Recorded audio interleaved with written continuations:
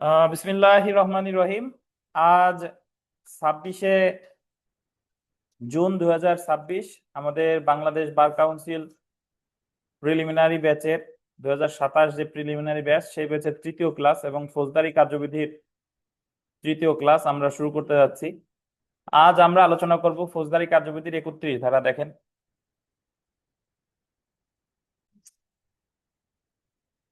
তো আজ আমরা ফৌজদারি কার্যবিধির 31 ধারা আলোচনা করব। দেখেন, হাইকোর্ট বিভাগ এবং দায়রা আদালতের দণ্ড প্রদানের ক্ষমতা।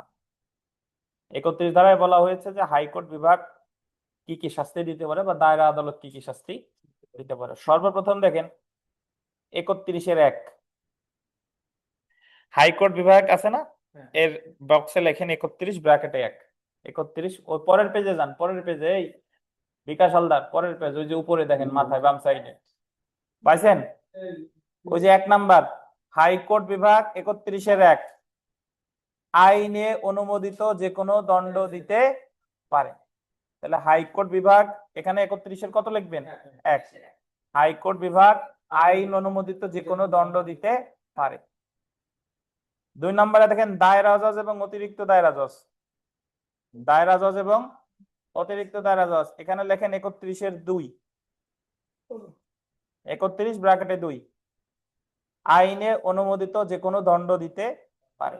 তাহলে হাইকোর্টও আইনে অনুমোদিত যে কোনো দণ্ড দিতে পারে, দায়রা জজ অতিরিক্ত দায়রা জজ আইন অনুমোদিত যে কোনো দণ্ড দিতে পারে। তবে কথা আছে, ডান সাইডে দেখেন, দায়রা জজ বা অতিরিক্ত দায়রা জজ মৃত্যুদণ্ড দিলে হাইকোর্টের অনুমোদন নিয়ে তা কার্যকর করতে হয়। দায়রা জজ বা অতিরিক্ত দায়রা জজ যদি মৃত্যুদণ্ড, উনি তো আইন অনুমোদিত যে কোনো দণ্ড দিতে পারে, পারে না? কে পারে? পারে, কিন্তু উনি যদি মৃত্যুদণ্ড দেন তাহলে অনুমোদন নিতে হবে হাইকোর্ট বিভাগে। হ্যাঁ, হাইকোর্ট অনুমোদন না দিলে মৃত্যুদণ্ড কার্যকর করা যাবে না। তারপরে দেখেন যুগ্ম দায়রা জজ, এর নিচে লেখেন 31 ব্র্যাকেটে 3।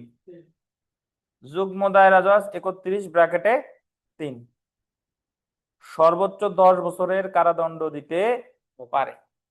তাহলে যুগ্ম দায়রা জজ মৃত্যুদণ্ড বা 10 বছরের কারাদণ্ড দিতে পারে না।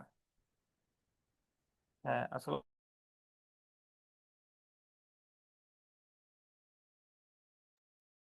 তাহলে দেখেন যুগ্ম দায়রা জজ সর্বোচ্চ কারাদণ্ড দিতে পারে 10 বছর, অর্থাৎ যুগ্ম দায়রা জজ মৃত্যুদণ্ড বা 10 বছরের অধিক কারাদণ্ড দিতে পারে না। এখন আপনাদের প্রশ্ন হতে পারে যে হাইকোর্ট বিভাগ এবং হাইকোর্ট বিভাগ কি দণ্ড দিতে পারে? আইন অনুমোদিত যে কোনো দণ্ড দিতে পারে 31-1। দায়রা জজ বা অতিরিক্ত দায়রা জজ যে কোনো দণ্ড দিতে পারে, বাট মৃত্যুদণ্ড দিলে অনুমোদন লাগবে হাইকোর্ট বিভাগে। এই কথা বলা আছে 31-2। যুগ্ম দায়রা জজ সর্বোচ্চ দণ্ড দিতে পারে কত? 10 বছর। বিগত বছরে একটা প্রশ্ন দেখেন, সাধারণভাবে একজন যুগ্ম দায়রা জজ অনধিক 10 বছরের কারাদণ্ড দিতে পারেন। অনধিক কত? 10 বছর। দায়রা জজ প্রদত্ত মৃত্যুদণ্ডাদেশ কার্যকর করার পূর্বে অনুমোদন প্রযোজ্য হয় কার? হাইকোর্ট বিভাগের। ব্যাখ্যা দেখেন, হাইকোর্ট বিভাগ 376 ধারায় মৃত্যুদণ্ড অনুমোদন দিতে পারে। আমরা সামনে পড়বো এবং আপনাদের পরীক্ষায় প্রশ্নও আসতে পারে যে হাইকোর্ট বিভাগ মৃত্যুদণ্ড অনুমোদন করে কত ধারায়? 376। তো সেলফ প্র্যাকটিসের যে প্রশ্ন আছে কষ্ট করে পড়ে ফেলবেন। চলে আসেন বিচারিক ম্যাজিস্ট্রেটদের দণ্ড প্রদানের ক্ষমতা, ধারা 32। আমরা দায়রা আদালতের কি দণ্ড দিতে পারে জানলাম, হাইকোর্ট বিভাগ কি দণ্ড দিতে পারে জানলাম। এখন দেখব বিচারিক ম্যাজিস্ট্রেট কি দণ্ড দিতে পারে। এখানে বিচারিক ম্যাজিস্ট্রেটদের যে দণ্ড প্রদানের ক্ষমতা, ব্র্যাকেটে লেখেন সাধারণ ক্ষমতা। বিচারিক ম্যাজিস্ট্রেটদের দণ্ড প্রদানের ক্ষমতা ব্র্যাকেটে কি লিখবেন? সাধারণ ক্ষমতা। তো সবার আগে আমাদের জানা দরকার যে বিচারিক ম্যাজিস্ট্রেট অ্যাকচুয়ালি কয় প্রকার। দেখেন, আমরা 6 ধারায় ফৌজদারি আদালতের গঠন পড়েছিলাম, মনে আছে কিনা আপনাদের? ওখানে বলেছিল যে সুপ্রিম কোর্ট ব্যতীত 2 শ্রেণীর আদালত থাকবে, দায়রা আদালত আর ম্যাজিস্ট্রেট। এরপরে বলেছিল ম্যাজিস্ট্রেট আবার 2 প্রকার, বিচারিক আর নির্বাহী। তারপরে আবার বলেছিল যে বিচারিক ম্যাজিস্ট্রেট 4 প্রকার, সাধারণত জেলা পর্যায়ে 4 প্রকার আর মেট্রোপলিটন এলাকায় 2 প্রকার। জেলা পর্যায়ের কথা যদি বলি, চিফ জুডিশিয়াল ম্যাজিস্ট্রেট বা অতিরিক্ত চিফ জুডিশিয়াল ম্যাজিস্ট্রেট, প্রথম শ্রেণীর ম্যাজিস্ট্রেট, দ্বিতীয় শ্রেণীর ম্যাজিস্ট্রেট, তৃতীয় শ্রেণীর ম্যাজিস্ট্রেট। আর মেট্রোপলিটন এলাকায় চিফ মেট্রোপলিটন ম্যাজিস্ট্রেট বা অতিরিক্ত চিফ মেট্রোপলিটন ম্যাজিস্ট্রেট এবং মেট্রোপলিটন ম্যাজিস্ট্রেট। এই যে বিচারিক ম্যাজিস্ট্রেট এনারা কি সাজা দিতে পারে, এনাদের দণ্ড দেওয়ার যে সাধারণ ক্ষমতা, এটা আলোচনা করেছে 32 ধারায়। দেখেন, মেট্রোপলিটন ম্যাজিস্ট্রেট আদালত বা প্রথম শ্রেণীর ম্যাজিস্ট্রেট আদালত, দেখেন, নিঃসঙ্গ বা নির্জন অবরোধ সহ সর্বোচ্চ 5 বছরের কারাদণ্ড। তাহলে একটা প্রথম শ্রেণীর ম্যাজিস্ট্রেট আদালত বা মেট্রোপলিটন ম্যাজিস্ট্রেট আদালত সর্বোচ্চ কারাদণ্ড দিতে পারে নিঃসঙ্গ বা নির্জন অবরোধ সহ সর্বোচ্চ কত বছর? 5 বছর। এখন যদি বলেন স্যার নিঃসঙ্গ বা নির্জন অবরোধ কি? নিঃসঙ্গ বা নির্জন অবরোধ হলো যে আপনারে বলতে পারে যে আপনি এই 5 বছর তো খাটবেন, কিন্তু 5 বছরের মধ্যে এতদিন আপনারা একা রাখা হবে, নিঃসঙ্গে রাখা হবে, কারো কোনো মানুষের সাথে থাকবেন না। বুঝেছেন? তাহলে নিঃসঙ্গ বা নির্জন কারাবাস হলো তার একা একা রাখা, কোনো মানুষের সাথে এসে থাকবে না। তাহলে প্রথম শ্রেণীর ম্যাজিস্ট্রেট নিঃসঙ্গ বা নির্জন কারাবাসের আদেশ দিতে পারে? পারে। সর্বোচ্চ কারাদণ্ড কত? 5 বছর। এখন জরিমানা দেখেন, আগে দিতে পারতো 10,000, কত? 10,000। বাট 2025 সালের সংশোধনীতে এখানে এই 10,000-এর জায়গায় লিখতে হবে 5 লাখ পর্যন্ত। কত পর্যন্ত? 5 লাখ। 5 লাখ হবে, ঠিক আছে? 5 লাখ পর্যন্ত, ঠিক আছে? তো 10,000 কেটে কি লিখবেন? 5 লাখ। আর এই জায়গা আগে বেত্রাঘাত উনি প্রদান করতে পারতেন প্রথম শ্রেণীর ম্যাজিস্ট্রেট, এখন আর বেত্রাঘাত পারেন না।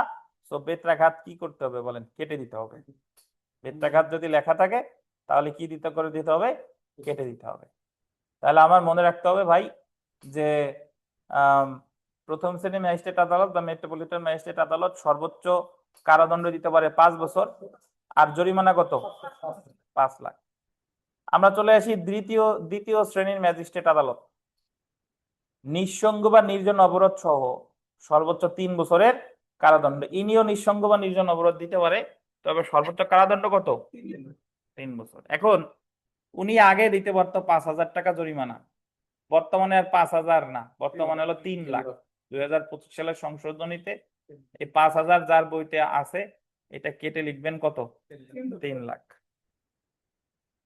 3 লাখ ফিক্স না, কিন্তু 3 লাখ পর্যন্ত। 3 লাখ পর্যন্ত। হ্যাঁ। এরপরে আমরা চলে আসি, দেখেন, তৃতীয় শ্রেণীর ম্যাজিস্ট্রেট আদালত সর্বোচ্চ 2 বছরের কারাদণ্ড। সর্বোচ্চ 2 বছরের কারাদণ্ড। আর আগে জরিমানা করতে পারতো 2,000 টাকা, বাট বর্তমানে হয়েছে 2 লাখ। 2,000-এর জায়গা কত হবে? 2 লাখ টাকা পর্যন্ত। 2 লাখ। তো এখন কিন্তু মনে রাখা সহজ, 5 বছর 5 লাখ, 3 বছর 3 লাখ, 2 বছর 2 লাখ, ঠিক আছে? আর এর মধ্যে নির্জন কারাবাসের আদেশ দিতে পারে কে কে? প্রথম আর দ্বিতীয়। তৃতীয় শ্রেণী ম্যাজিস্ট্রেট নির্জন কারাবাস দিতে পারে না, তৃতীয় শ্রেণী ম্যাজিস্ট্রেট নির্জন কারাবাস দিতে পারে না। তাহলে আমাদের এখানে মনে রাখতে হবে যে বিচারিক ম্যাজিস্ট্রেটদের দণ্ড প্রদানের সাধারণ ক্ষমতা কত ধারা? 32 ধারা। আমরা বিগত বছরের প্রশ্ন যদি চলে আসি, এর আগে প্রশ্ন হয়েছে তো, এখন এই বর্তমান প্রেক্ষাপট অনুসারে অপশনগুলো এর ভিতরে পাবেন না যে একজন দ্বিতীয় শ্রেণী ম্যাজিস্ট্রেট সর্বোচ্চ কত টাকার অর্থদণ্ড দিতে পারে। আগে তো পারতো 5,000, বর্তমানে কত? 3 লাখ নাকি? 2 নম্বর প্রশ্ন দেখেন, the code of criminal procedure 1898 এর 32 ধারা অনুযায়ী মেট্রোপলিটন ম্যাজিস্ট্রেট কত বছরের সাজা দিতে পারেন? মেট্রোপলিটন ম্যাজিস্ট্রেট সাজা দিতে পারে কয় বছরে? 5 বছর। 5 বছর না? 5 বছর। সো এখানে বাদ বাকি যা আছে আল্লাহর রহমতে পারবেন। সেল প্র্যাকটিসের 1 নম্বর প্রশ্নটা যদি দেখেন, ম্যাজিস্ট্রেট যে সকল দণ্ড দিতে পারে, sentences which magistrate May pass, ফৌজদারি কার্যবিধির কত ধারা আছে? 32 ধারা। আচ্ছা, একটু আগে আমরা পড়লাম ম্যাজিস্ট্রেটদের দণ্ড প্রদানের সাধারণ ক্ষমতা। কি ক্ষমতা? সাধারণ ক্ষমতা। এখন আমরা যেটা দেখবো, দেখেন, ম্যাজিস্ট্রেটদের দণ্ড প্রদানের বা বিচারের ক্ষেত্রে বিশেষ ক্ষমতা। দেখেন, বিশেষভাবে ক্ষমতাপ্রাপ্ত, গোল্ডেন পাইছেন? বিশেষভাবে ক্ষমতাপ্রাপ্ত ম্যাজিস্ট্রেটদের বিচার ও দণ্ড আরোপের ক্ষমতা 29-এর গ এবং 33-এর প। দেখেন আমরা ওই যে 32 ধারা পড়লাম, ওই 32 ধারা তো প্রথম শ্রেণী ম্যাজিস্ট্রেট বা মেট্রোপলিটন ম্যাজিস্ট্রেট আছে, দ্বিতীয় শ্রেণী ম্যাজিস্ট্রেট আছে, তৃতীয় শ্রেণী ম্যাজিস্ট্রেট আছে, কিন্তু চিফ জুডিশিয়াল ম্যাজিস্ট্রেট বা অতিরিক্ত চিফ জুডিশিয়াল ম্যাজিস্ট্রেট কি সাজা দিতে পারে তা কি ওখানে আছে? তা কিন্তু ওখানে নাই। তাহলে ওনারা কি সাজা দিতে পারে না? পারে। সেটাই এখন দেখবো। দেখেন, গোল দিবেন 29 গ ধারা অনুসারে, 29 গ ধারা অনুসারে আন্ডারলাইন করেন, হাইকোর্ট বিভাগের সাথে পরামর্শ করে গোল দিবেন সরকার কতিপয় অপরাধের বিচার করার জন্য কতিপয় ম্যাজিস্ট্রেটগণকে বিশেষভাবে ক্ষমতা দিতে পারে। 29 গতে বলছে যে সরকার হাইকোর্ট বিভাগের সাথে পরামর্শ করে ম্যাজিস্ট্রেটকে বিশেষ ক্ষমতা দিতে পারে,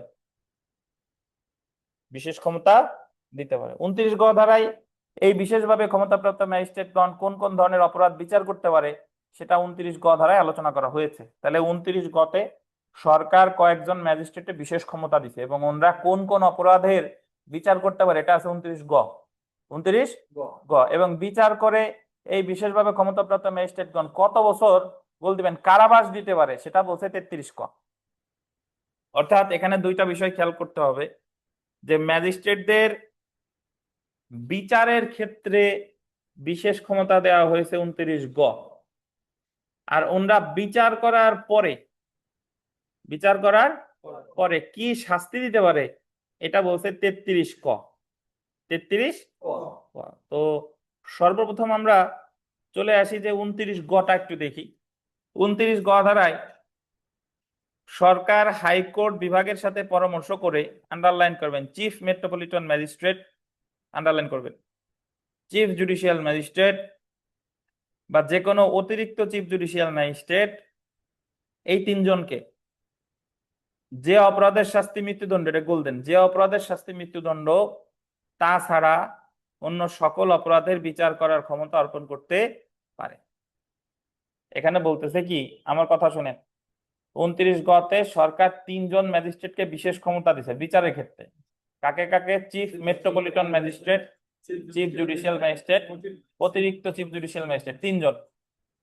এনাদের বলছে যে আপনারা মৃত্যুদণ্ড ব্যতীত যে কোনো অপরাধের বিচার করতে পারবেন। কি সাজা দিবে সেটা পরের বিষয়, কিন্তু ওনারা মৃত্যুদণ্ড ব্যতীত সকল অপরাধের বিচার করতে পারবে। এই জায়গা কি সাজা দেওয়ার ক্ষমতা বলছে? এই জায়গা কি বলছে? কি অপরাধের বিচার করতে পারে। আচ্ছা, তারপর দেখেন, বা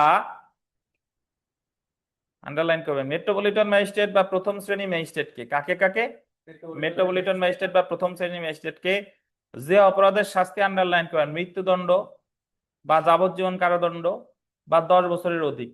কি কি? মৃত্যুদণ্ড বা যাবজ্জীবন কারাদণ্ড বা 10 বছরের অধিক, সেই সকল অপরাধ ব্যতীত অন্য সকল অপরাধের বিচার করার ক্ষমতা অর্পণ করতে পারে। আপনি এদিকে আছেন, এই জায়গায় বসেন, সামনে আসেন, কাম হিয়ার।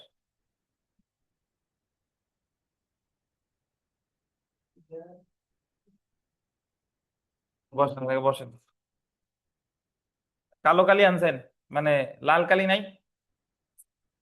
লাল লাল কালি, আপনারা যারা আমাদের অনলাইনে ক্লাস দেখেন, ক্লাস যারা সরাসরি আমার সম্মুখে আছেন, সবসময় লাল কালি ব্যবহার করবেন।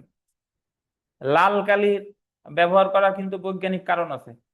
যদি আপনি বলেন যে খালি খালি লাল কালি ব্যবহার করে, তা না। বিরিয়ানির যে হাড়ি লাল সালু দিয়ে ঢাকা থাকে কে বলেন তো? জানেন? নজরে পড়ে, এই তো। লাল আলোর তরঙ্গ দৈর্ঘ্য বেশি। আপনি এক লাইনে কালো কালি দিয়ে আন্ডারলাইন করবেন আর এক লাইনে লাল কালি দিয়ে আন্ডারলাইন করবেন, দেখবেন যে লালটা চোখে পড়ছে। বুঝছেন? তাহলে দাগাইতে হবে কি দিয়ে? লাল কালি দিয়ে। এখন তার মানে আবার আসল পরীক্ষায় লাল কালি দিয়ে লেখা যাবে না? আচ্ছা, তো তাহলে আপনাকে যে জায়গায় দাগ দিতে বলবো সে জায়গায় দাগ দিবেন। আমার নিজের দিকে তাকা, আমি তো এই জায়গা পড়তেছি প্রতি লাইন লাইন। দেখেন, তা প্রথমে তারে উপরের তিনজনের দিছে বিশেষ ক্ষমতা, chief metropolitan magistrate, chief judicial magistrate, অতিরিক্ত চিফ জুডিশিয়াল ম্যাজিস্ট্রেট। এনাদের বলছে যে মৃত্যুদণ্ড ছাড়া, মৃত্যুদণ্ড ছাড়া সকল অপরাধের বিচার তারা করতে পারবে। এটা।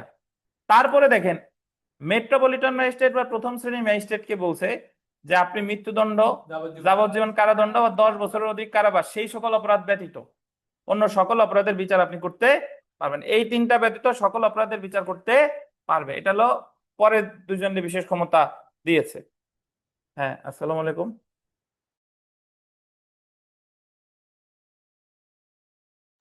তাহলে আমার এখানে দুইটা জিনিস খেয়াল করতে হবে। বিচারের ক্ষেত্রে প্রথমে বিশেষ ক্ষমতা দিছে তিনজন রে, চিফ জুডিশিয়াল রে দিছে, অতিরিক্ত চিফ জুডিশিয়াল রে দিছে, চিফ মেট্রোপলিটন রে দিছে। এনাদের বলছে যে আপনারা মৃত্যুদণ্ড ছাড়া সকল অপরাধের বিচার করতে পারবেন। পরে ক্ষমতা দিছে দুইজন রে, মেট্রোপলিটন ম্যাজিস্ট্রেট আর প্রথম শ্রেণী ম্যাজিস্ট্রেট। এনাদের বলছে আপনি মৃত্যুদণ্ডযোগ্য অপরাধ ছাড়া, যাবজ্জীবন কারাদণ্ডযোগ্য অপরাধ ছাড়া, 10 বছরের অধিক ছাড়া সকল অপরাধের বিচার করতে পারবেন। তার মানে 10 বছরের নিচে, 10 বছরের নিচে যে সকল অপরাধ সেগুলো বিচার করতে পারবে। বুঝছেন? তাহলে 29 গতে ক্ষমতা দিছে তাহলে কয়জন রে? প্রথমে দিছে তিনজন রে, পরে দিছে কয়জন রে? দুইজন রে। বুঝেন কিনা? এবং এই যে 29 গয়ের যে প্রথম যে তিনজন রে দিছে, দেখেন তিনজনের মধ্যে চিফ মেট্রোপলিটন আছে, চিফ জুডিশিয়াল আছে, অতিরিক্ত চিফ জুডিশিয়াল আছে, কিন্তু অতিরিক্ত চিফ মেট্রোপলিটন কি আছে? নাই। তাহলে ওনারে বিশেষ ক্ষমতা দেয় নাই। এখন নিচে দেখেন, এখন প্রশ্ন হলো 29 গ ধারায় বিশেষভাবে ক্ষমতাপ্রাপ্ত চিফ মেট্রোপলিটন ম্যাজিস্ট্রেট বা চিফ জুডিশিয়াল ম্যাজিস্ট্রেট বা মেট্রোপলিটন ম্যাজিস্ট্রেট বা প্রথম শ্রেণীর ম্যাজিস্ট্রেট কি ধরনের শাস্তি দিতে পারবে তা 29 গ 31 32 ধারায় বলা হয় নাই। তারা কি বিচার করতে পারবে সেটা বলা হয়েছে, কিন্তু কি ধরনের শাস্তি দিতে পারবে তা কিন্তু বলা হয়নি। আপনি আমি যে লাইন লাইন পড়ি ওইটা পড়বেন, ওই লাইন লাইন পড়বেন, এদিক সেদিক তাকাবেন না। ওর থেকে আপনি কম যোগ্যতা সম্পন্ন না। যা যা পড়ি, যে জায়গা দাগাইতে বলবো দাগাবেন, গোল দিতে বললে গোল দেবেন। দেখেন মন স্থির করেন আগে। তো কোন 31 29 গ 31 বা 32 ধারায় কিছু বলা হয়নি, পাইছেন? আচ্ছা, এখন দেখেন 29 গ ধারায় বিশেষভাবে ক্ষমতাপ্রাপ্ত এই ম্যাজিস্ট্রেটগণ কি ধরনের দণ্ড দিতে পারে, আন্ডারলাইন করবেন, আন্ডারলাইন করেন। তা 33 ক ধারায় অনুযায়ী নির্ধারণ করতে হবে। তাহলে ওনাদের বিচারের ক্ষেত্রে বিশেষ ক্ষমতা দেওয়া হয়েছে কত ধারা? 29 গ। আর ওনারা বিচার করে শাস্তি দিতে পারবে, এটা বলছে কত? 33 ক। এটা বলছে 33 ক। বুঝছেন? যদি বলে বিচারের ক্ষেত্রে বিশেষ ক্ষমতা 29 গ, দণ্ড প্রদানের ক্ষেত্রে বিশেষ ক্ষমতা 33 গ। 29 গ ধারায় বিশেষভাবে ক্ষমতাপ্রাপ্ত ম্যাজিস্ট্রেটগণ, আন্ডারলাইন করবেন, মৃত্যুদণ্ড, যাবজ্জীবন কারাদণ্ড বা 7 বছরের অধিক কারাদণ্ড ছাড়া আইনে অনুমোদিত যে কোনো দণ্ড দিতে পারে। তাহলে উনরা ওই যে যদি কেউ যাবজ্জীবন কারাদণ্ডযোগ্য অপরাধের বিচারও করে, উনি সর্বোচ্চ সাজা দিতে পারবে কত? 7 বছর। তাহলে উনি বিচার করতে পারে অনেক বড় অপরাধ। ডাকাতির শাস্তি যাবজ্জীবন কারাদণ্ড, বলেন তো ডাকাতির মামলা কি চিফ জুডিশিয়াল ম্যাজিস্ট্রেট বিচার করতে পারবে কিনা? পারবে না? উনি যদি না বলে, আমি তো সাজা দিতে পারবে না কেন? ডাকাতির আগে কথা ভালোভাবে শুনবেন, আবেগরে আশ্রয় দিবেন না। কি পড়ছি সেটা বলতে হবে। বলছে যে মৃত্যুদণ্ড ছাড়া সকল অপরাধের বিচার করতে পারে। তাই ডাকাতির শাস্তি যদি মৃত্যুদণ্ড না, যাবজ্জীবন কারাদণ্ড, তাই চিফ জুডিশিয়াল ম্যাজিস্ট্রেট বিচার করতে পারে না? অবশ্যই পারবে। তো বলেন না কেন পারবে? আর শাস্তি দিতে পারবে সর্বোচ্চ কত? 7 বছর। উনি বিচার করলেও সর্বোচ্চ সাজা দিতে পারবে কত? 7 বছর। এই হলো কথা। তাহলে উনি বিচার করতে পারবে কত? 29 গ, 29 গ। আর শাস্তি দিবে কততে? 33 ক। তাহলে বিচারের ক্ষেত্রে ওনারা বলছে যে আপনি মৃত্যুদণ্ড ছাড়া সকল অপরাধের বিচার করতে পারবেন, আর দণ্ডের ক্ষেত্রে বলছে 7 বছরের বেশি দিতে পারবেন। আচ্ছা, সুতরাং দেখেন, সুতরাং এই যে সুতরাং আছে, আগের থেকে যাওয়া যাবে না। আচ্ছা, ওই পেজে আছে দেখেন। সুতরাং 29 গ ও 33 ক ধারা একসাথে পড়লে বলা যায় উপরে উল্লেখিত বিশেষভাবে ক্ষমতাপ্রাপ্ত ম্যাজিস্ট্রেট সর্বোচ্চ 7 বছরের কারাদণ্ড দিতে পারে। তাহলে ওনারা যাই বিচার করুক না কেন সর্বোচ্চ সাজা দিতে পারে কত বছর? 7 বছর। তাহলে একটা জিনিস কি এখানে বুঝেন, যে একজন প্রথম শ্রেণীর ম্যাজিস্ট্রেট তার সাধারণ ক্ষমতা বলে দণ্ড প্রদানের ক্ষমতা হলো 5 বছর, আর বিশেষ ক্ষমতা বলে কত? 7 বছর। তাহলে প্রথম শ্রেণীর ম্যাজিস্ট্রেট বিশেষ ক্ষমতা বলে 7 বছর শাস্তিও দিতে পারে। 5 বছর দিতে পারে হলো 32 ধারায়, আর 7 বছর দিতে পারে 33 ক। 33 ক। বুঝেছেন? এখন দেখেন এখানে একটা এই যে টেবিল আছে, এই টেবিলটা আমরা পড়ি যে 29 গতে কাদেরকে বিশেষ ক্ষমতা দেওয়া হয়েছে? Chief metropolitan magistrate, chief judicial magistrate বা অতিরিক্ত চিফ জুডিশিয়াল ম্যাজিস্ট্রেট। এই তিনজনকে বলছে যে আপনারা মৃত্যুদণ্ড ব্যতীত অর্থাৎ সর্বোচ্চ যাবজ্জীবন কারাদণ্ডযোগ্য অপরাধে বিচার করতে পারবেন, আর শাস্তি দিতে পারবে কত? 7 বছর। শাস্তি দিতে পারবে 7 বছর। অপরদিকে মেট্রোপলিটন ম্যাজিস্ট্রেট বা যে কোনো প্রথম শ্রেণীর ম্যাজিস্ট্রেট এনাদের বলছে যে আপনারা সর্বোচ্চ 10 বছর কারাদণ্ডযোগ্য অপরাধের বিচার করতে পারবেন, বাট শাস্তি দিতে পারবে কত? 7 বছর। বোঝা গেল? এখন এই জায়গায় আপিলের একটা বিধান আছে, এগুলা কিছু পড়বো না, আপিল বাদ, এগুলো আপিলের জায়গায় পড়বো। এখন যে প্রশ্নটা আপনি করতে পারতেন সেটা হলো যে স্যার উনি তো অনেক বড় অপরাধের বিচার করলেন, যাবজ্জীবন কারাদণ্ডযোগ্য অপরাধের বিচার করলেন, বাট উনি শাস্তি দিতে পারে কত? 7 বছর। এখন 7 বছরের যদি উনি বিচার শেষে যদি মনে হয় যে না শাস্তি 7 বছরের বেশি হওয়া দরকার, তাহলে কি করবেন? কোন জায়গা বলা ভাই?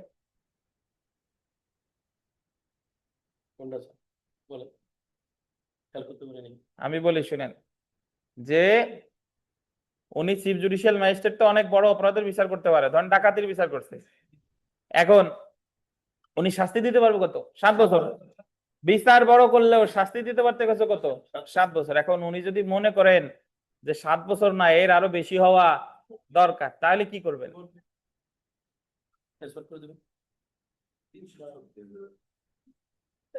ভাই?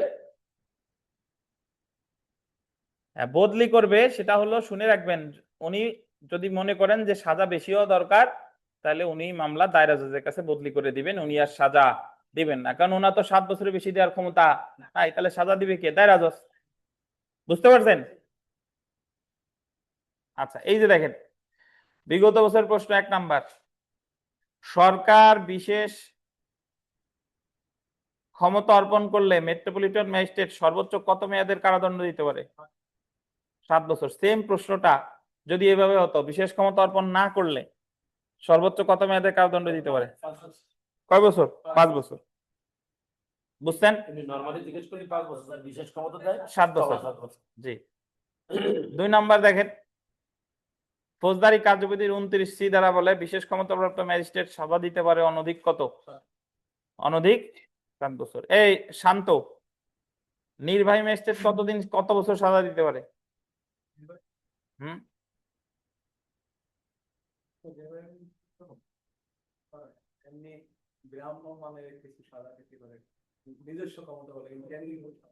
নিজস্ব ক্ষমতা বলছি, সবার তো নিজস্বই, ভাড়াটিয়া ক্ষমতা থাকে নাকি? নিজস্ব ক্ষমতা বলে কত দিতে পারে বলেন? কয় বছর?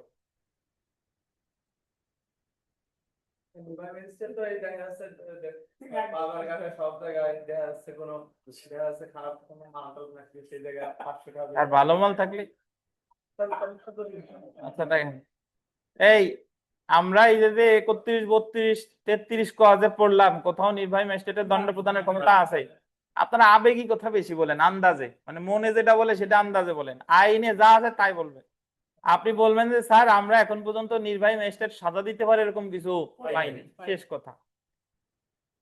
বুঝছেন? খারাপ মাল ভালো মাল তা দিয়ে আমার দরকার নাই। তাহলে নির্বাহী ম্যাজিস্ট্রেটের দণ্ড প্রদানের ক্ষমতা আছে ফৌজদারি কার্যবিধিতে? নাই। যদি বলে নির্বাহী ম্যাজিস্ট্রেট কোন শ্রেণীর ম্যাজিস্ট্রেট?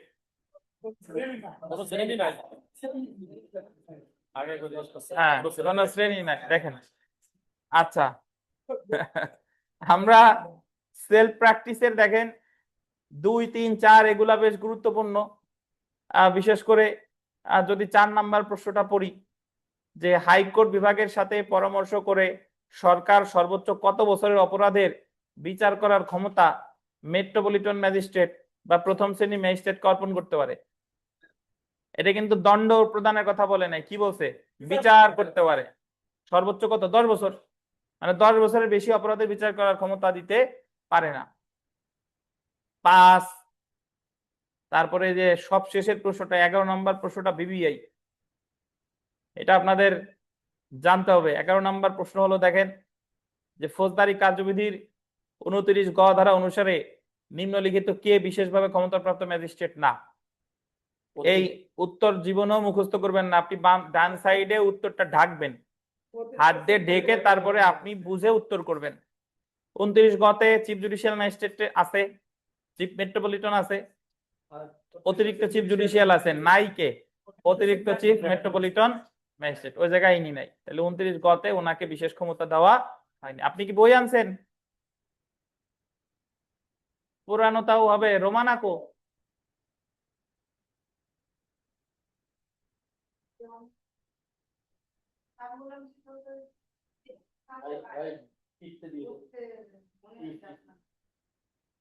আচ্ছা, তো তাহলে মনে রাখতে হবে যে 29 গ আর 33 ক বিচারের ক্ষেত্রে বিশেষ ক্ষমতা 29 গ আর দণ্ড প্রদানের ক্ষেত্রে বিশেষ ক্ষমতা 33 ক। 29 গ আর 33 ক কে বুঝেন নাই? অনলাইন অফলাইন মিলিয়ে বলেন, আমারে বলেন, মন খুলে বলেন। বিচারের ক্ষেত্রে হ্যাঁ, দণ্ডবিধি দণ্ড প্রদানের ক্ষেত্রে 33 ক। হ্যাঁ, কে বলতে চান এই 29 গ আর 33 ক? এই জায়গা আমি আপনাদের জিজ্ঞেস করছি, অনলাইন অফলাইন মিলিয়ে কে বলতে চান? এই অনলাইনে যারা আছেন শুনতে পাচ্ছেন? 29 গ আর 33 ক অনলাইন অফলাইন মিলিয়ে কে বলতে চান? নুরুন নাহার? আসসালামু আলাইকুম, ভালো আছেন স্যার? রিয়েলমি কে আপনি? স্যার মনিরুজ্জামান পিরোজপুরের স্যার। মনিরুজ্জামান পিরোজপুর, জি। আপনি বলতে চান? না স্যার, আমি কথা শুনতে পাই, ওইটা বললেন না যে কথা শুনতে পান কিনা।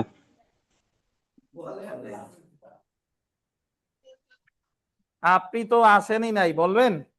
আচ্ছা দেন, উনি যেহেতু না এসেও বলতে চাচ্ছে আর আপনারা বলতে চাচ্ছেন না, দেন ওনারাই দেন, এই মাইক্রোফোনটা ওনারা দেন, বলুক। 29 গড়। হ্যাঁ, 29 গড়ে যে ম্যাজিস্ট্রেট, বিচারিক ম্যাজিস্ট্রেট আছে হ্যাঁ, বা বিচারিক আপনার দায়রা জজ বা সহকারী জজ বা যুগ্ম জজ, মোট কথা বিচারিক পর্যায়ে যারা বিচার করবেন তাদের না হচ্ছে না। 29 গতে তো দায়রা জজ টজ কিছু নাই। বিচার দেন ওনার কাছে দেন। আমাদের আপনি তো বর্ণি ইউনিয়নের চেয়ারম্যান হবেন, তা কথা বলতে হবে না? দেন ওনারা দেন, বলেন এরকম ফসলে হয়েছে বলেন। স্যার। 29 গতে হলো 3 শ্রেণীর ম্যাজিস্ট্রেট কে, 3 শ্রেণীর হলো দেশে প্রথম, পরে হলো 2 শ্রেণীর। ওনাদের বিশেষ ক্ষমতা দেশে বিচারের জন্য 10 বছর। প্রথম তিনজনকে প্রথম কি তিনজন- ক্ষমতা দিছে বলেন? মৃত্যুদণ্ড ব্যতীত যে অপরাধ, সেই তিনজন কারা কারা? চিফ জুডিশিয়াল ম্যাজিস্ট্রেট, অতিরিক্ত চিফ মেট্রোপলিটন ম্যাজিস্ট্রেট, আর হলো অতিরিক্ত চিফ জুডিশিয়াল। জুডিশিয়াল। এনাদের তিনজনে কি বলছে? যে মৃত্যুদণ্ড ব্যতীত যে আছে অপরাধগুলো আছে সেগুলোর বিচার করতে পারবেন সর্বোচ্চ হলো নাকি? 10 বছর। ওকে, তারপরে 33-এর কতে বলছে, পরেরটা বলবো তো? না না, আরো 29 গড় 29 পরের আরো দুজনেরটা দুইজন বলেন। আছে, মেট্রোপলিটন ম্যাজিস্ট্রেট আর প্রথম শ্রেণী ম্যাজিস্ট্রেট। হুম। উনাদের দেশে হলো মৃত্যুদণ্ড, যাবজ্জীবন কারাদণ্ড ব্যতীত যে অপরাধগুলো আছে, মৃত্যুদণ্ড, যাবজ্জীবন কারাদণ্ড বা 10 বছর 10 অধিক বছরের ব্যতীত অধিক অন্য সকল অপরাধের বিচার বিচার করতে পারবে। পারে। এটা হলো 29 গ। গ। 5 জনের ক্ষমতা দিছে। জি জি। এখন ওরা সাজা দিতে পারে কত? 33-এর কতে হলো ওরা সাজা দিতে পারবে সর্বোচ্চ হলো 7 বছর। 33 কতে সর্বোচ্চ সাজা দিতে পারবে কত বছর? 7 বছর। 7 বছর। বুঝেছেন? ধন্যবাদ। কথা বলতে হবে আপনাদের। এই যে আমরা পড়া শুরু করছি হাঁটি হাঁটি পা করে, এই জায়গায় আগে যা পারেন না, না পারেন নাই, সব ব্যর্থতা, গ্লানি, হতাশা সব ভুলে যায়, রেগুলার আসতে হবে। দেখেন, আমরা খান ল একাডেমির এক একটা প্রিলিমিনারি ব্যাচ বছর খানিক প্রস্তুতি নেই। যারা রেগুলার আসেন, যারা একেবারে মনোযোগ দিয়ে পড়াশোনা করেন, বছর খানিক যতদিন আমরা পরীক্ষার আগ পর্যন্ত যদি লেগে থাকেন, তাহলে এমসিকিউ পরীক্ষা দিতে যাবেন, 30 মিনিটে দেখবেন 90টা দাগানো হয়ে গেছে। এরপর ভাববেন যে বাকি 10টা কি দাগাবো কিনা। এটা এই জায়গায় যারা আছেন, এই জায়গায় লজ্জা পাওয়ার কোনো কারণ নাই। কোনো কিছু পারেন আর না পারেন, অবশ্যই কি করতে হবে? উত্তর দিতে হবে, কথা বলতে হবে, না বুঝলে জিজ্ঞেস করতে হবে। এই যে সময়, এটা কিন্তু আমরা কোয়ালিটি টাইম স্পেন্ড করতেছি, মানে এই যে আমরা আস্তে আস্তে বোঝাচ্ছি। সামনে যারা পড়বে বা সামনে যত আসবে, তারা কিন্তু এত এত সময় নিয়ে কিন্তু বোঝানো হবে না। বুঝতে পারছেন? তাহলে এখানে প্রতিটা ধারা আমার পড়তে হবে এবং রেগুলারিটি মেইনটেইন করতে হবে। রেগুলার আসবেন, রেগুলার বলবেন। এমন কোনো জিনিস না যে পারা যাবে না, এটা পারা যাবে ইনশাল্লাহ, কোনো সমস্যা নাই।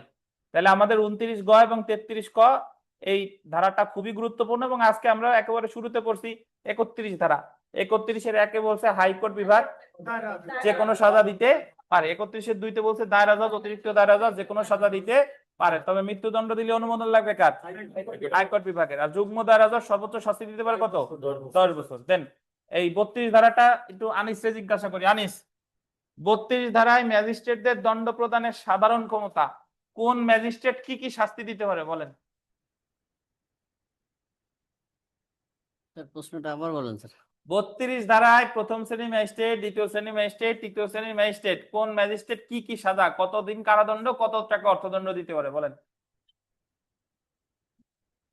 স্যার প্রথম শ্রেণীর ম্যাজিস্ট্রেট হচ্ছে বলেন।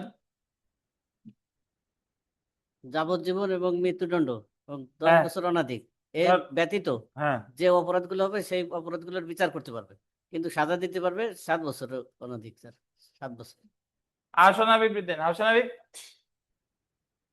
প্রথম শ্রেণীর ম্যাজিস্ট্রেট 5 বছরের কারাদণ্ড দিতে পারবে এবং 5 লক্ষ টাকা জরিমানা করতে ধন্যবাদ। পারে। নির্জন কারাবাস পারবে? জি পারবে। পারবে। তারপর দ্বিতীয় শ্রেণীর ম্যাজিস্ট্রেট 3 বছর দিতে পারবে এবং 3 লক্ষ টাকা জরিমানা জরিমানা নির্জন এবং পারবে? দিতে পারবে।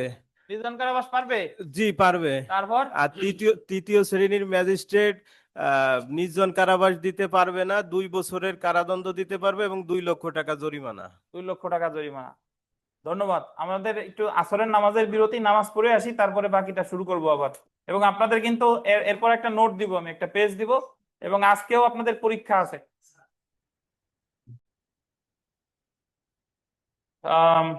ধারা 33 হলো জরিমানা অনাদায়ে সাজা প্রদানে ম্যাজিস্ট্রেটের ক্ষমতা। জরিমানা অনাদায়ে সাজা প্রদানে, হ্যাঁ দেবো, আগে এটা পড়ে নিই। জরিমানা অনাদায়ে সাজা প্রদানে ম্যাজিস্ট্রেটের ক্ষমতা। একটু শুনেন, আমরা জানি প্রথম শ্রেণীর ম্যাজিস্ট্রেট কারাদণ্ড দিতে পারে সর্বোচ্চ কত? 5 বছর। জরিমানা করতো 5 লাখ।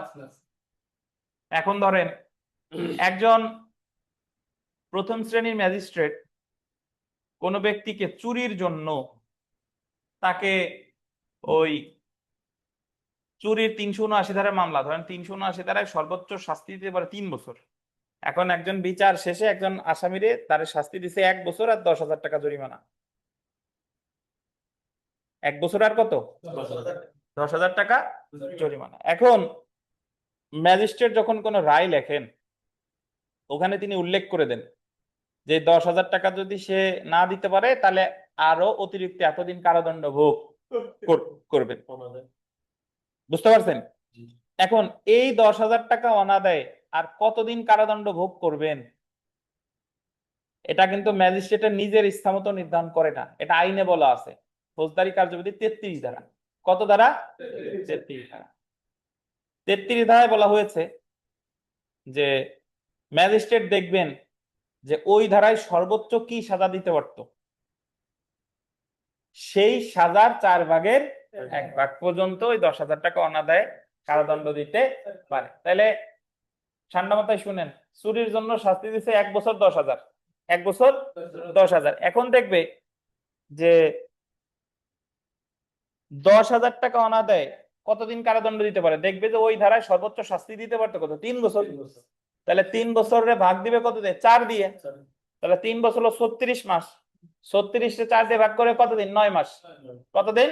9 মাস। তাহলে 10,000 টাকা অনাদায়ে সর্বোচ্চ কারাদণ্ড দিতে পারে কত? 9 মাস।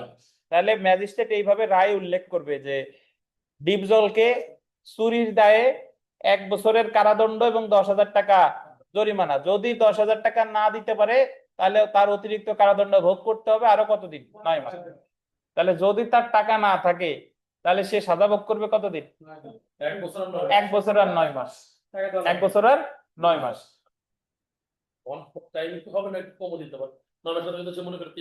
ধন্যবাদ। এখন কথা হলো যে 9 মাসই দেবে নাকি কম দিতে পারবে? তার সর্বোচ্চ দেওয়ার ক্ষমতা 9 মাস। ইচ্ছা করলে সে 1 দিনও দিতে পারে। বুঝতে পারছেন? কিন্তু 9 মাসের বেশি দিতে পারবে না। তাহলে এই বিধানটা প্রযোজ্য যখন কাউকে কারাদণ্ডের সাথে অর্থদণ্ড দিছে। কি বলেন? কারাদণ্ডের সাথে অর্থদণ্ড দিছে। কিন্তু যখন শুধু অর্থদণ্ড দিছে, কোনো কারাদণ্ড দেয় নাই, তখন কিন্তু এই 4-এর 1-এর হিসাব আসবে না। তখন হলো দণ্ডবিধি 67 ধারা, এই জায়গায় বলা নাই। দণ্ডবিধি 67 ধারায় বলা আছে শুধু অর্থদণ্ডের ক্ষেত্রে যদি কেউ অর্থদণ্ড দিতে না পারে তাহলে 50 টাকা পর্যন্ত অর্থদণ্ড হলে 2 মাস, 100 টাকা পর্যন্ত হলে 4 মাস, 100 টাকার বেশি হলে 6 মাস। বুঝতে পারছেন? তাহলে 4 ভাগের যে 1 ভাগের হিসাবটা এটা কখন আসবে? যদি কারাদণ্ডের সাথে অর্থদণ্ড দেয়। কিন্তু যদি কাউকে কারাদণ্ড দেয় না, শুধু অর্থদণ্ড দিছে, তাহলে দণ্ডবিধির 67 ধারার হিসাব। দণ্ডবিধির কত ধারা? 67 ধারা। বুঝছেন? একটু পড়ি দেখেন। ফৌজদারি কার্যবিধি 33 ধারায় অর্থদণ্ড অনাদায়ে কারাবাস প্রদানের ক্ষমতা ম্যাজিস্ট্রেটকে প্রদান করা হয়েছে। দণ্ডবিধি 63 থেকে 70 ধারা পর্যন্ত অর্থদণ্ডের পরিমাণ নিয়ে আলোচনা করা হয়েছে।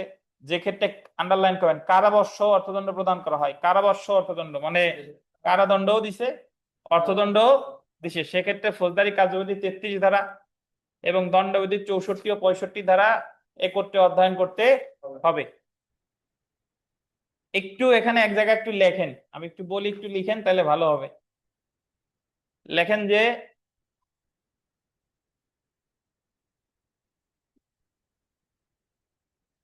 লেখেন কারাদণ্ড, কারাদণ্ড প্লাস অর্থদণ্ড। কারাদণ্ড প্লাস কি? অর্থদণ্ড সমান দিয়ে লেখেন 33 ধারা ও দণ্ডবিধির 65 ধারা।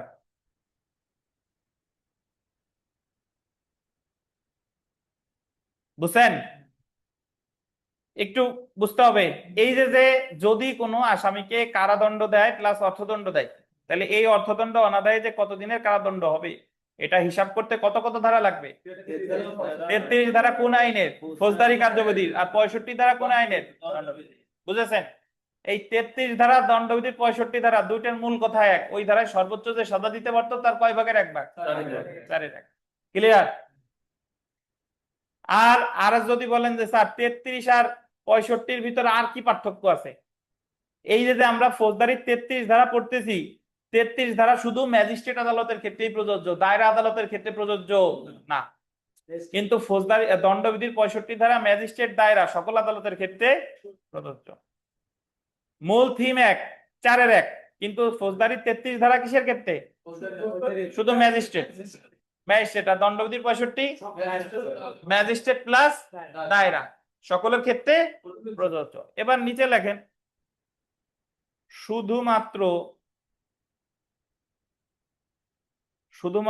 অর্থদণ্ড লেখেন, শুধুমাত্র অর্থদণ্ড সমান লেখেন 33 ধারা ও দণ্ডবিধির 67 ধারা। 67 ধারা দণ্ডবিধির কত? 67 ধারা। তাহলে যদি কাউকে শুধু অর্থদণ্ড দেয়া হয়, শুধু অর্থদণ্ডের ক্ষেত্রে হিসাব করতে লাগবে ফৌজদারি 33 ধারা, দণ্ডবিধির কত? 67 ধারা। এই যে দণ্ডবিধির 67 ধারা, এই জায়গায় অ্যাকচুয়ালি বলছে কি? এই জায়গায় বলছে যে 50 টাকা হলে, 50 টাকা অর্থদণ্ড হলে সর্বোচ্চ কারাবাস দিতে পারে 2 মাস। কতদিন? 67 ধারায় 50 টাকা হলে সর্বোচ্চ দিতে পারে কত? 2 মাস। 100 টাকা হলে সর্বোচ্চ দিতে পারে কত? 4 মাস। কতদিন? 4 মাস। আর 100-র বেশি হলে সর্বোচ্চ দিতে পারে কত? 6 মাস। এই যে আমরা কথাগুলো পড়লাম, এই কথাগুলো কোথায় আছে? দণ্ডবিধির 67 ধারায়। দণ্ডবিধির 67 ধারায়। তাহলে 4-এর 1-এর যে হিসাবটা, এটা কি কখন আসতেছে? যখন কারাদণ্ডও দিছে, অর্থদণ্ডও দিছে। বুঝেন কিনা? আর যখন শুধু অর্থদণ্ড দিছে, কোনো কারাদণ্ড দেয় নাই, তখন কিন্তু 4-এর 1-এর হিসাব আসবে না। তখন আসবে দণ্ডবিধির 67 ধারা। 50 টাকা পর্যন্ত দিলে 2 মাস, 100 টাকা পর্যন্ত দিলে কত? 4 মাস, 100 টাকার বেশি দিলে। তার মানে শুধু অর্থদণ্ড অনাদায়ে সর্বোচ্চ কারাবাস দিতে পারে কত? 6 মাস। 6 মাসে বেশি দিতে পারে? পারে না। বুঝছেন? তাহলে এই জায়গা আমরা দণ্ডবিধিরও 2টা ধারা পড়ে ফেললাম, বাট অ্যাকচুয়ালি ফৌজদারি কার্যবিধির যে 33 ধারা, এটা কারাদণ্ডের সাথে অর্থদণ্ড দিলেও প্রযোজ্য, আবার শুধু অর্থদণ্ড দিলেও কি প্রযোজ্য। বুঝেছেন? আর যদি কারাদণ্ডের সাথে অর্থদণ্ড দেয়, তাহলে কেমনে হিসাব করবে? ওই ধারায় সর্বোচ্চ যে সাজা দিতে পারতো তার কত 4 এক। এ হলো কথা। এখন এখানে আমরা একটু পড়ি, দেখেন ফৌজদারি কার্যবিধির 33 ধারা অনুসারে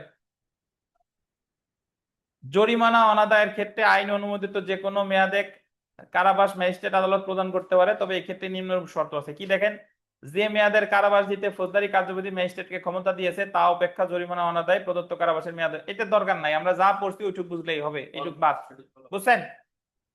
এইটুক পড়লেই হবে, আর এই জায়গাতে ব্যাখ্যা ট্যাখ্যা আছে দরকার নাই। এখন আপনারা যদি পরীক্ষায় প্রশ্ন আসে যে ফৌজদারি কার্যবিধির 33 ধারা শুধু কি কারাবাসের সাথে অর্থদণ্ড দিলে প্রযোজ্য নাকি শুধু অর্থদণ্ডের ক্ষেত্রে প্রযোজ্য? দুইটার ক্ষেত্রেই প্রযোজ্য। কারাবাসের সাথে অর্থদণ্ড দিলেও প্রযোজ্য, শুধু অর্থদণ্ড দিলেও প্রযোজ্য। ফৌজদারি কার্যবিধির 33 ধারা কোন আদালতের ক্ষেত্রে প্রযোজ্য? শুধুমাত্র কি আদালত? শুধুমাত্র ম্যাজিস্ট্রেট আদালত। বুঝেছেন?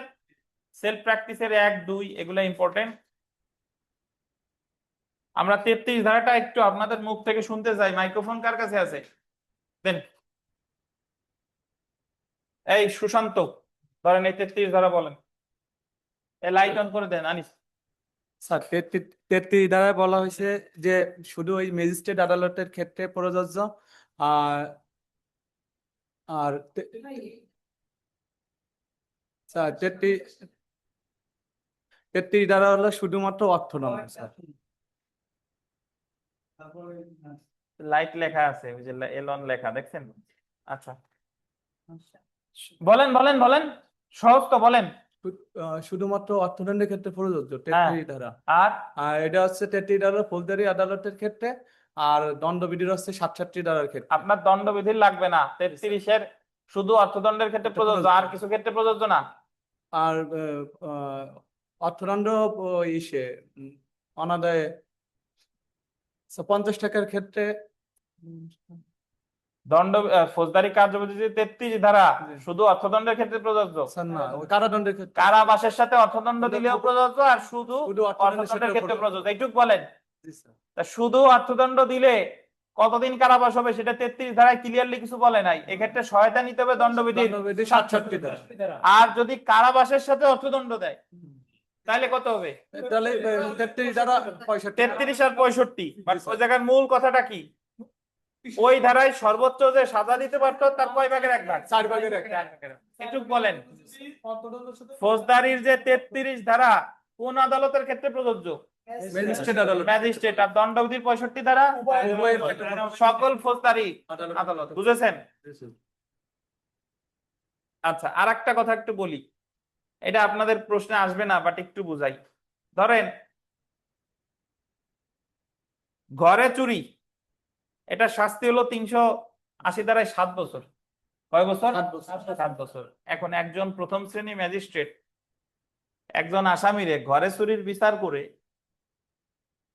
তারে সাজা দিয়েছে ধরেন 3 বছর, আর জরিমানা করছে 1 লাখ। 3 বছর আর কি 1 লাখ। এখন উনি তো রায় উল্লেখ করবে যে 1 লাখ টাকা যদি না দিতে পারো তাহলে এতদিনের ভোগ করবা। এখন এই যে 1 লাখ টাকা না দিতে পারলে 4 ভাগের 1 ভাগ, কোনটার 4 ভাগের 1 ভাগ করবে বলেন? ওই যে 1 লক্ষ টাকা সর্বোচ্চ শাস্তি কত? 7 বছরের 4 ভাগের 1 ভাগ। এটা হলো আমরা জানি, কিন্তু অ্যাকচুয়ালি এই জায়গায় 7 বছরের 4 ভাগের 1 ভাগ হবে না। কেন হবে না? ম্যাজিস্ট্রেটের দণ্ড দেওয়ার ক্ষমতা কত? 5 বছর না? উনি কি 5 বছরের বেশি দিতে পারবে? তাহলে 5 বছরের 4 ভাগের 1 ভাগ। ওই ক্ষেত্রে স্যার ওই ম্যাজিস্ট্রেটের ক্ষমতা আসবে। হ্যাঁ, কিন্তু যদি বিশেষ বিশেষ ক্ষমতা থাকে তাহলে সেক্ষেত্রে তো এটাই থাকতেছে। বুঝছেন? এটুক না বুঝলেও সমস্যা নাই, আপাতত বুঝেন যে সর্বোচ্চ শাস্তির 4 ভাগের 1 ভাগ। এখন সর্বোচ্চ শাস্তি আছে 7 বছর, কিন্তু ম্যাজিস্ট্রেট দিতে পারে 5 বছর। তাহলে 7 বছরের 4 ভাগের 1 ভাগ হবে না, হবে কত? 5 বছরের 4 ভাগের 1 ভাগ। বোঝা গেল?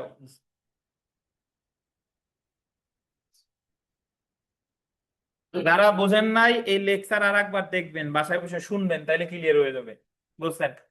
আচ্ছা, আসি আমরা জাস্টিসেস অফ দ্য পিস, ধারা 22 থেকে 25। অনলাইনে কোনো প্রশ্ন আছে? প্রশ্ন থাকলে প্রশ্ন করেন, কথা বলেন, চুপ করে থাকবেন না। অনলাইনে সবাই নাম লেখেন তো, অনেকের নাম নাই। মোটো জিপি, মোটো জি আছে, ভিভো আছে, রিয়েলমি আছে, স্যামসাং আছে, নাম লেখেন সবাই। জাস্টিসেস অফ দ্য পিস এই সম্পর্কে আলোচনা করছে 22 থেকে 25 ভিভিআই আসে নাই, প্রশ্ন আসার খুব বেশি সম্ভাবনা আছে। জাস্টিসেস অফ দ্য পিস কাকে বলে শুনেন। জাস্টিস অফ দ্য পিস হলে এমন একজন ব্যক্তি যিনি তার একটা ন্যায় বিচারের স্বার্থে যে কোনো সময় যে কোনো আইনগত পদক্ষেপ নিতে পারেন। ধরেন আপনার সামনে আপনার গোচরীভূত হলো যে জায়গায় একটা অন্যায় হচ্ছে, এখন আপনার কাছে কোনো মামলা করার দরকার নাই, আপনি নিজে নিজেই ওর বিরুদ্ধে কি নিতে পারেন, পদক্ষেপ নিতে পারেন, সুমোটো মামলাও করতে পারেন। আপনি নিজেই জাস্টিস অফ দ্য পিস, নিজেই ওর বিরুদ্ধে অ্যাকশন নিতে পারেন, আপনার কাছে কারো নালিশ করার দরকার নাই। এখন একটু যদি দেখেন যে জাস্টিস অফ দ্য পিস একটি পুরাতন পদ। কি পদ? পুরাতন পদ। 1726 সালে আন্ডারলাইন করেন, 1726 সালে এই পদ সৃষ্টি হয়। তাহলে জাস্টিস অফ দ্য পিস সৃষ্টি হয়েছে কত সালে? 1726।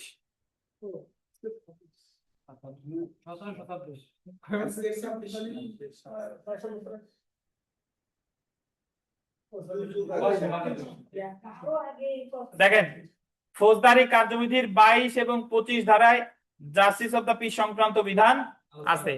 জাস্টিস অফ দ্য পিস দুইটি উপায় হতে পারে। দেখেন নিয়োগের মাধ্যমে, কত ধারা? 22। আর পদাধিকার বলে কত? 25। এটার পাশে লেখেন এক্স অফিসিও, ই এক্স ব্র্যাকেটে লেখেন E X O F F I CIO,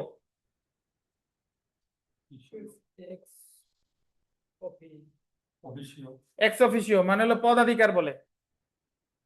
তাহলে নিয়োগের মাধ্যমে জাস্টিস অফ দ্য পিস কত ধারা? 22 ধারা। আর পদাধিকার বলে 25 ধারা। তাহলে প্রথমে আমরা চলে আসি 22 ধারা। দেখেন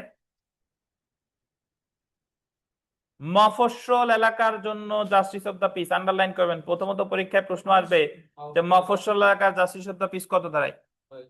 22 ধারায়। সরকার গেজেট বিজ্ঞপ্তি প্রকাশ করে, আন্ডারলাইন করেন, গেজেট বিজ্ঞপ্তি প্রকাশ করে, আন্ডারলাইন করেন, বাংলাদেশের বাসিন্দা ও বিদেশি রাষ্ট্রের নাগরিক না। কি বলেন? বাংলাদেশের বাসিন্দা ও বিদেশি রাষ্ট্রের কি নাগরিক না, এইরূপ যে কোনো ব্যক্তিকে বিজ্ঞপ্তিতে উল্লেখিত কোন স্থানীয় এলাকার জাস্টিস অফ দ্য পিস নিযুক্ত করা যেতে পারে। তাহলে আমার মনে রাখতে হবে মফস্বল এলাকার জাস্টিস অফ দ্য পিস কত ধারা? 22 ধারা।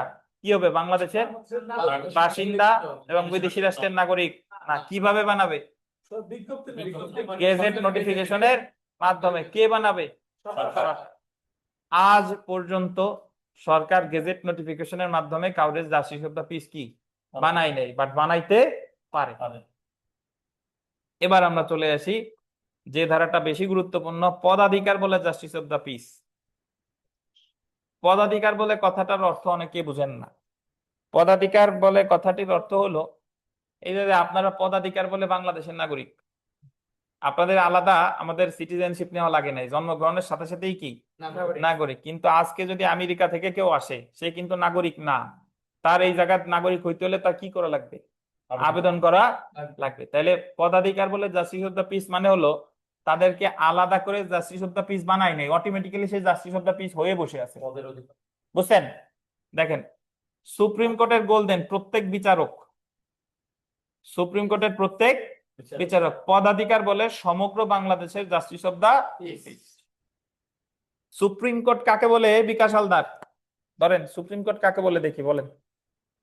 সর্বোচ্চ আদালত, হ্যাঁ, বিচারালয়, ধন্যবাদ। আর কি আছে সুপ্রিম কোর্টে? কি কি আদালত আছে বলেন? হাইকোর্ট, আর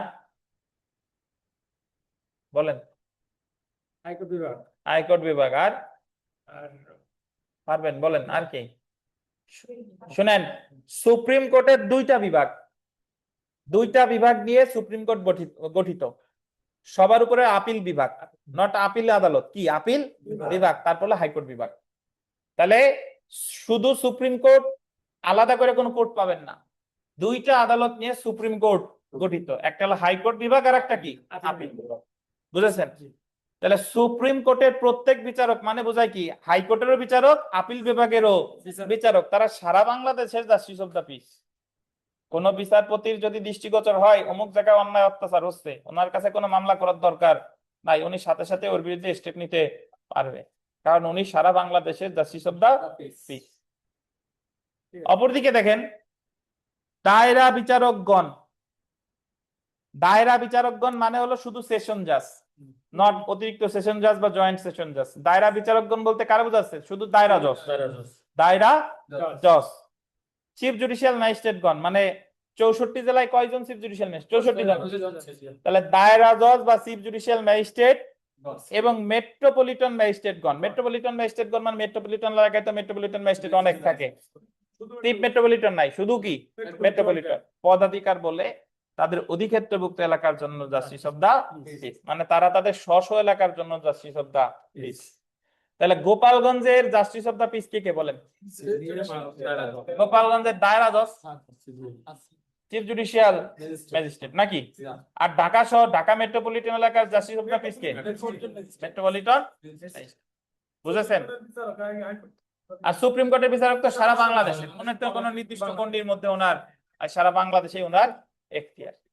তাহলে আমার মনে রাখতে হবে মফস্বল এলাকার জাস্টিস অফ দা পিস কত? 22 সরকার গেজেট নোটিফিকেশনের মাধ্যমে। আর সুপ্রিম কোর্টের জাস্টিস অফ দা পিস 25 না, পদাধিকার বলে জাস্টিস অফ দা পিস 25। এর মধ্যে সারা বাংলাদেশের জাস্টিস অফ দা পিস কে? সুপ্রিম কোর্টের বিচারক। কথা বলেন না। এই আনিস, শুধু গোপালগঞ্জের জাস্টিস অফ দা পিস কে কে বলেন? বলেন আনিস দিন। স্যার গোপালগঞ্জের জাস্টিস অফ দ্য পিস হচ্ছে চিফ জুডিশিয়াল ম্যাজিস্ট্রেট, দায়রা জেলা ম্যাজিস্ট্রেট স্যার, দায়রা জজ স্যার। জেলা ম্যাজিস্ট্রেট কি পড়ছি? না স্যার, জেলা ম্যাজিস্ট্রেট বিচার বিভাগ পৃথক হওয়ার আগে ছিল, 2009 পর্যন্ত ছিল। ওনার কাছ থেকে সিনাই নিছে 2009 এর পর থেকে। উনি এখন আর জাস্টিস অফ দা পিস না, বাট বাস্তবে জাস্টিস অফ দা পিস এর যাবতীয় ক্ষমতা জেলা ম্যাজিস্ট্রেটই প্রয়োগ করে। Actually justice of the peace এখন আর জেলা ম্যাজিস্ট্রেট নাই, এখন জাস্টিস অফ দা পিস কে? চিফ জুডিশিয়াল ম্যাজিস্ট্রেট বা দায়রা জজ। বুঝেছেন? Yes. আচ্ছা আসেন বিগত বছর প্রশ্ন দেখেন। নিম্নের কোন ব্যক্তি পদাধিকার বলে, আন্ডারলাইন করেন, পদাধিকার বলে জাস্টিস অফ দা পিস কে? Metropolitan magistrate. বলেন তো মেট্রোপলিটন ম্যাজিস্ট্রেট কোন শ্রেণী ম্যাজিস্ট্রেট? প্রথম শ্রেণীর ম্যাজিস্ট্রেট। ওনার আরেক নাম কি? ওনার আরেক নাম কি? Senior judicial, senior judicial magistrate. মনে পড়ছে?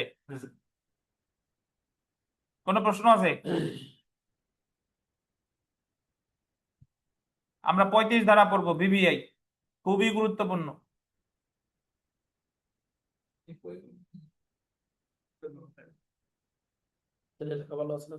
জি, ধারা 35 দেখেন, একই মামলায় গোলদেন, একই মামলায়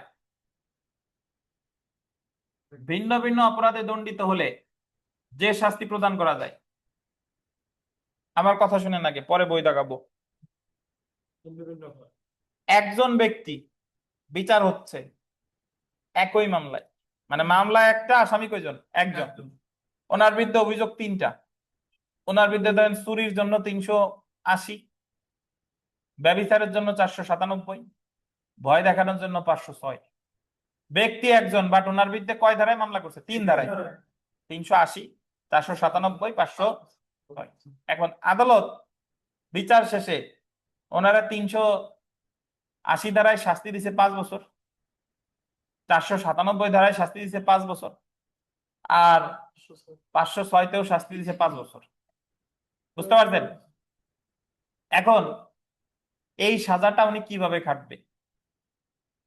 ঠান্ডা মাথায় শুনেন। সাজা যদি একটার পর একটা খাটে, আগে 5 বছর, পরে 5 বছর, পরে 5 বছর, তাহলে ওনার খাটা লাগবে কত? 15 বছর। আর সকল সাজা যদি একসাথে শুরু হয় আজকে থেকেই, ওই চুরি বলেন, ব্যভিচার বলেন, আর ওটা বলেন, সকল সাজা আজকে থেকে শুরু হয়েছে, তাইলে ওনার খাটা লাগবে কত? তাহলে ওনার জন্য লাভ হয় কোনটা? একবারে শুরু হলে লাভ হয়। এখন ওনার তো লাভ লসের চিন্তা করে লাভ নাই, এটা নির্ধারণ করবে কি? আদালত। বুঝছেন? রায়ে যদি কিছু না থাকে, রায়ে বলে নাই যে কিভাবে সাজা খাটবে, তাহলে সাজা পর পর হবে কনজিকিউটিভলি, মানে একটার পর একটা, আগে 5 বছর, পরে 5 বছর, পরে 5 বছর। বুঝেছেন? এটার বলে কনজিকিউটিভলি বা ধারাবাহিক ভাবে পর পর। আর রায়ে যদি উল্লেখ করে দেয় যে কনকারেন্টলি হবে, একত্রে, কনকারেন্টলি মানে কি একত্রে, তাহলে সাজা সকল সাজা কি একসাথে শুরু হবে। তাহলে রায়ে কিছু উল্লেখ না করলে সাজা কিভাবে কাটবে? পর পর। আর রায়ে যদি কনকারেন্টলি বা একত্রে উল্লেখ করে দেয় তাহলে সকল সাজা কি একসাথে শুরু হবে। বুঝছেন? তাহলে আমার মূল শর্ত হলো মামলা কয়টা? একটা। আসামি কয়জন? একজন। অভিযোগ কতগুলা? তিনটা না, একাধিক। আমি তো 3টের উদাহরণ দিলাম, 2টা হইতে পারে, 5টাও হইতে পারে। বুঝছেন? এখন একটা কথা আছে, যদি এরকম পর পর চলে তাহলে বলছে যে সর্বোচ্চ 14 বছরের বেশি হবে না। মানে যে কটাই হোক, যে কটাই হোক, পর পর চলার ক্ষেত্রে কয় বছরের বেশি হবে না? 14 বছর। ধরেন ম্যাজিস্ট্রেট ওই যে একটু আগে উদাহরণ দিলাম না, 5 দিল, যদি পর পর চলার নির্দেশ দেয়, অ্যাকচুয়ালি খাটা লাগে কত? 15, বাট আইনে বলে দিছে সে কয় বছর বেশি হবে না? 14 বছরের বেশি হবে না। তাহলে পর পর চলার ক্ষেত্রে শাস্তি কয় বছরের বেশি হবে না? 14 বছর। বুঝছেন? আর যদি তিনি ম্যাজিস্ট্রেট আদালত হন, কি হন? ম্যাজিস্ট্রেট আদালত হন, তাহলে শাস্তি তার দণ্ড প্রদানের যে ক্ষমতা আছে তার দ্বিগুণের বেশি হবে না। মানে ম্যাজিস্ট্রেটের দণ্ড ম্যাজিস্ট্রেটের দণ্ড প্রদানের ক্ষমতা যদি প্রথম শ্রেণীর ম্যাজিস্ট্রেট হন তাহলে তো 5 বছর, তাহলে ওনার দ্বিগুণ মানে কি 10। যদি তৃতীয় শ্রেণীর ম্যাজিস্ট্রেট হন 3, দ্বিগুণ কত? 6। তাহলে পর পর সাজার ক্ষেত্রে 14 বছরের বেশি হবে না। আর যদি ম্যাজিস্ট্রেট হন তাহলে তার সাধারণ এখতিয়ার বলে যে সাজা দিতে পারতো তার দ্বিগুণের বেশি হবে না। তাহলে বলেন তো যে ওই যে প্রথম শ্রেণীর ম্যাজিস্ট্রেট তারে 5 বছর 5 বছর 5 বছর মোট যোগ করলে 15 বছর হয়, সাজা দিল, বাট সে খাটবে কতদিন? 10 বছর। 10 বছর, কারণ তার তো সাজা প্রদানের ক্ষমতা আছে 5, আর 5 দুগুণে কত? 10। বুঝেছেন? এবার একটু পড়িয়ে আসেন। যে ক্ষেত্রে একটি বিচারে, আন্ডারলাইন করেন, কয়টা বিচার? একটি বিচারে গোল দিবেন, অভিযুক্ত গোল দেন, অভিযুক্ত। অভিযুক্ত মানে কে? আসামি। কয়জন? না, আসামি তো একজন। আসামি কয়জন? একজন। আসামি একজন। তারপরে দেখেন 2 বা ততোধিক, এটা গোল দেন, 2 বা ততোধিক অপরাধে দণ্ডিত হয়।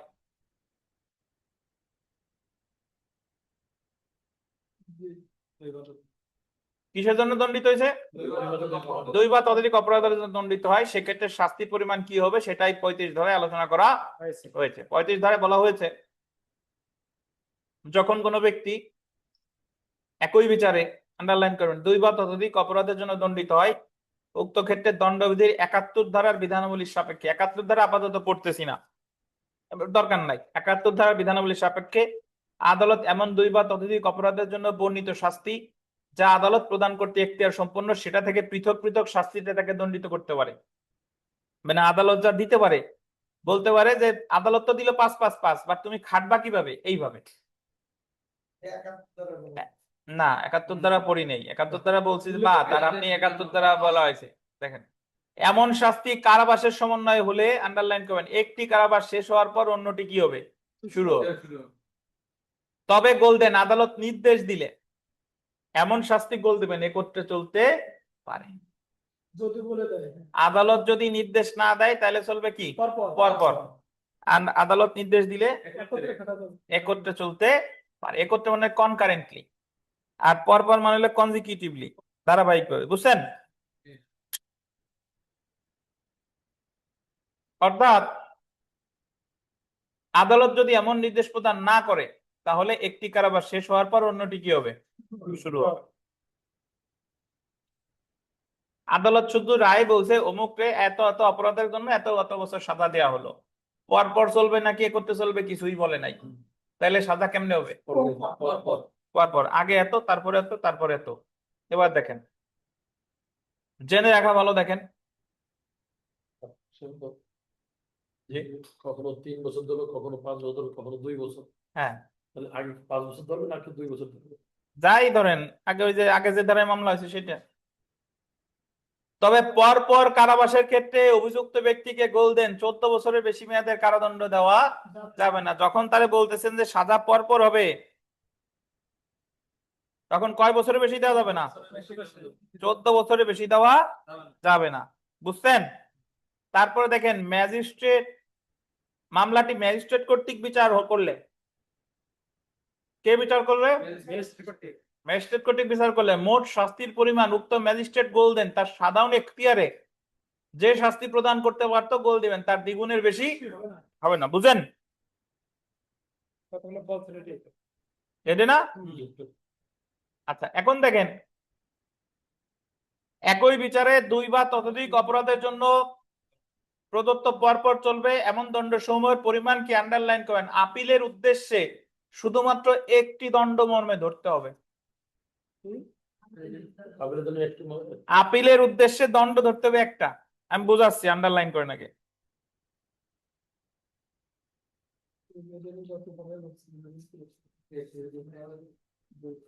ধরেন ওই যে একটু আগে বললাম যে তারা সাজা দিছে 5 বছর 5 বছর 5 বছর। এখন আমরা জানি একটা না কয় বছর, 14 বছর। এখন যদি আসামি আপিল করে তাহলে আপিল ওই 14 বছরের বিরুদ্ধে করবে, এই 5-5-5 না। আপিলের ক্ষেত্রে এই টোটালটা যোগ করে ধরতে হবে কয়টা দণ্ড? একটা। বুঝতে পারছেন? 5 বছরের বিরুদ্ধে আপিল না বা 3 বছরের বিরুদ্ধে আপিল না, পরপর চলার ক্ষেত্রে যত বছর আমার খাটা লাগবে ওই সবগুলোর যোগ করে ধরবো কয়টা দণ্ড? একটা। তাহলে এত বছরের বিরুদ্ধে আপিল। বুঝেন নাই? বলছি স্যার 3 জমির মনে করেন 14 বছর বিরুদ্ধে আপিল হবে। আপিল। আর যদি ম্যাজিস্ট্রেট হয় তাহলে 10 বছরের বিরুদ্ধে আপিল। তাহলে আপিলের ক্ষেত্রে দণ্ড 3টে না, দণ্ড হয়ে গেছে কয়টা? একটা। সবগুলো যোগ করে যা হয় সেটার বিরুদ্ধে আপিল। অনেকেই বুঝেন নাই, এই ছিল আমাদের 35 ধারা, বেশ গুরুত্বপূর্ণ, লিখিতর জন্য গুরুত্বপূর্ণ। কে বুঝেন নাই বলেন? মুক্তা বুঝে নাই? পাপিয়া বুঝছেন? আয়সা বুঝছেন? আনিসও বোঝে নাই? আনিস বোঝেন নাই মনে হয় নাকি? আনিস মাইক্রোফোন কো? আনিস কোথায় বোঝেন নাই বলেন? ধরেন মাইক্রোফোন নেন।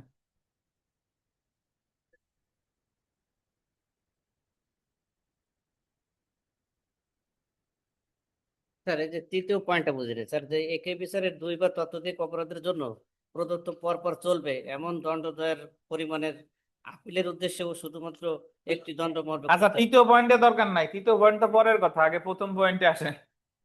35 ধারায় কি বলছে আপনি এটা বলেন। আপনি কি বুঝলেন এতক্ষণ বলেন? আচ্ছা, 35 ধারা বলছে যে একই মামলার মানে ভিন্ন ভিন্ন ভাবে দণ্ডবিধি দিতে দিতে পারে বা শাস্তি দিতে পারে স্যার। কেমনে উদাহরণ দেন? যেমন স্যার একটা মামলায় যদি অভিযুক্ত ব্যক্তি যদি আহ আহ, যদি পরপর যদি 2টে 3টে 4টে তার বিরুদ্ধে যদি অভিযোগ হয় তাহলে সেই ক্ষেত্রে স্যার ম্যাজিস্ট্রেট যদি অনুমতি না দেয় তাহলে ভিন্ন ভিন্ন ভাবে শাস্তি হবে। আচ্ছা, 35 ধারায় মামলা চলবে কয়টা? একটা। আসামি কয়জন?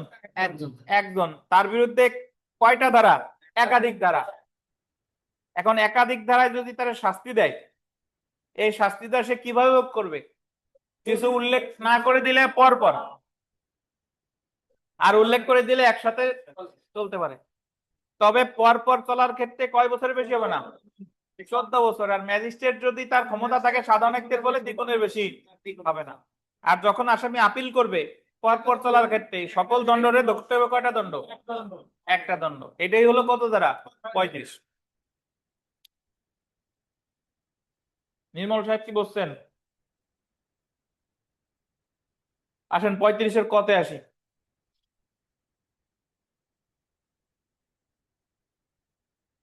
আচ্ছা, একজন জিজ্ঞেস করছেন স্যার দ্বিগুণ বলতে কি বুঝাইছে? দ্বিগুণ বলতে বুঝাইছে ধরেন একজন প্রথম শ্রেণী ম্যাজিস্ট্রেট একজন আসামিরে চুরির জন্য 3 বছর, ব্যভিচারের জন্য 3 বছর, দ্বিগামিতার জন্য 3 বছর, ভৌত প্রদর্শনের জন্য 3 বছর, মোট 4টা অপরাধের বিচার করে তারে 3 বছর করে সাজা দিছে। তাহলে এই সাজা যদি পর পর চলে তাহলে তার খাটা লাগে 12 বছর। কত বছর?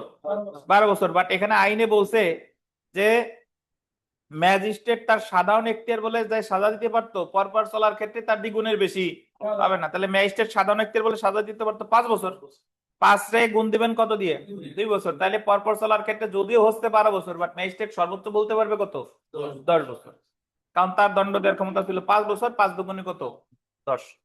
বুঝছেন? এটা তো দ্বিতীয় শ্রেণীর ম্যাজিস্ট্রেট করতে পারবে। দ্বিতীয় শ্রেণী ম্যাজিস্ট্রেট হলে ওনার দণ্ড দেওয়ার ক্ষমতা আছে 3, তাহলে 3 দুগুণে কত 6, 6 এর বেশি উনি পরপর সাজার ক্ষেত্রে আদেশ দিতে পারবে না। তৃতীয় শ্রেণী ম্যাজিস্ট্রেট হলে কত 4 বছর। বুঝছেন?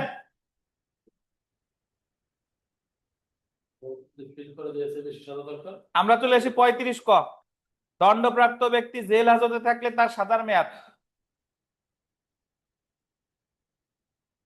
দণ্ডপ্রাপ্ত ব্যক্তি জেল হাজতে থাকলে তার সাজার মেয়াদ খুব সহজ।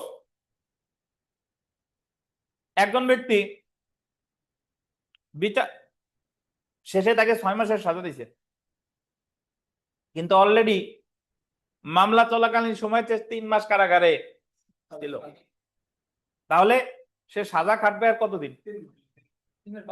মামলা চলাকালীন সময় যে সাজাটা সে খাটছে সেই সাজাটা কি যাবে বাদ যাবে, তাহলে 6 মাস থেকে বাদ যাবে কত 3 মাস, আর খাটবে কত 3 মাস। এটাই বলছে 35 ক।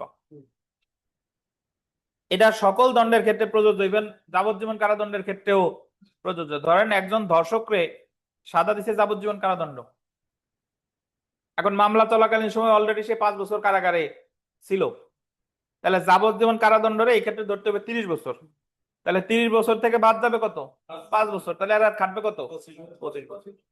তবে এই 35 ক ধারাটা মৃত্যুদণ্ডের ক্ষেত্রে প্রযোজ্য হবে না। এটা শুধু কিসের ক্ষেত্রে প্রযোজ্য?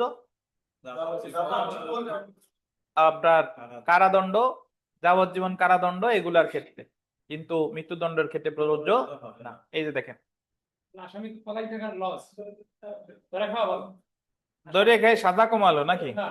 দেখেন, বিচার চলাকালে আসামি জেল হাজতে থাকলে এবং বিচার শেষে আসামি দণ্ডপ্রাপ্ত হলে সেক্ষেত্রে দণ্ডিত হওয়ার পূর্বে আসামি যে মেয়াদে কারাবাসে ছিল তা কি দিতে হবে? বাদ দিতে হবে। কিন্তু উক্ত কারাবাসের মেয়াদ বাদ দেওয়া হবে না যদি আসামি গোল্ডেন মৃত্যুদণ্ডে দণ্ডিত হয়। তাহলে কি আমরা বলতে পারি যে 35 ক মৃত্যুদণ্ডের ক্ষেত্রে প্রযোজ্য না?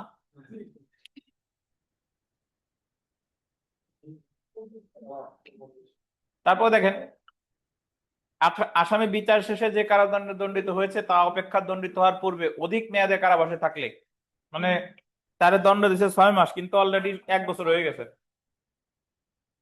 আসামিকে কারাবাস থেকে মুক্তি দিতে হবে, এবং আসামিকে যদি কোনো অর্থদণ্ডে দণ্ডিত করা হয় তাহলে উক্ত অর্থদণ্ড কি হবে? মুক্ত হবে। মানে ধরেন তারে কারাদণ্ড দিচ্ছে 6 মাস কিন্তু অলরেডি সে ভোগ করছে 1 বছর, তাহলে ওই কারাদণ্ডের চেয়ে বেশি খাটা হয়ে গেছে না? তাহলে ওই কারাদণ্ডের সাথে যদি অর্থদণ্ড থাকে সেটা কি যাবে? মুক্ত হবে। না থাকলে কিছু করার নাই, কাটলেন কিছু করার নাই, ক্ষতিপূরণে মামলা করতে পারেন বড় ধর। পরে পারবে কেন হলো সরকারের বিরুদ্ধে দেখেন, এখন দেখেন, চূড়ান্ত কারাবাস হতে বিচার চলাকালীন ভোগকৃত কারাবাস বাদ দেওয়া। দণ্ডিত আসামি দণ্ডিত হওয়ার পূর্বে যে মেয়াদে কারাবাস ছিল সেই মেয়াদে তাকে যে মেয়াদের কারাবাস দেওয়া হয়েছে সেখান থেকে তাকে দিতে হবে। বাদ দেওয়াটা গোল্ডেন বাধ্যতামূলক। বাদ দেওয়াটা কি মূলক?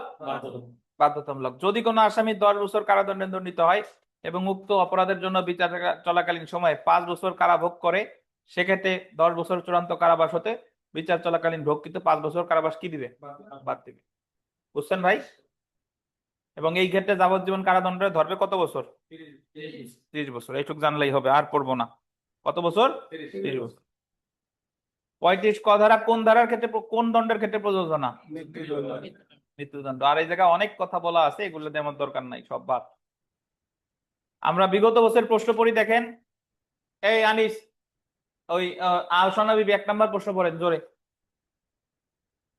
বিচার চলাকালীন সময় আসামি হাজতে থাকলে এবং বিচারে দণ্ডপ্রাপ্ত হলে তার উক্ত হাজতবাসের মেয়াদ বাদ দেওয়া হবে না যদি সে কি হয়? মৃত্যুদণ্ডে মৃত্যুদণ্ডে দণ্ডিত হলে বাদ দেওয়া হবে? হবে না। এই আবুল বাশার সিদ্দিক, আপনি 2 নাম্বার পড়েন। বিচার চলাকালে 1 বছর হাজতে থাকা একজন আসামির 5 বছরের কারাদণ্ডের আদেশ হয়, দণ্ডিত আসামিকে কতদিন কারাগারে সাজা ভোগ করতে হবে?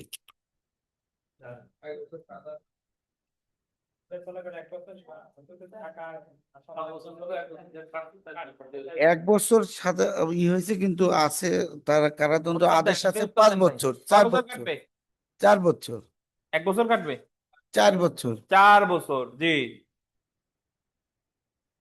ওই পাপিয়ারে দেন, পাপিয়া 3 নাম্বার পড়েন।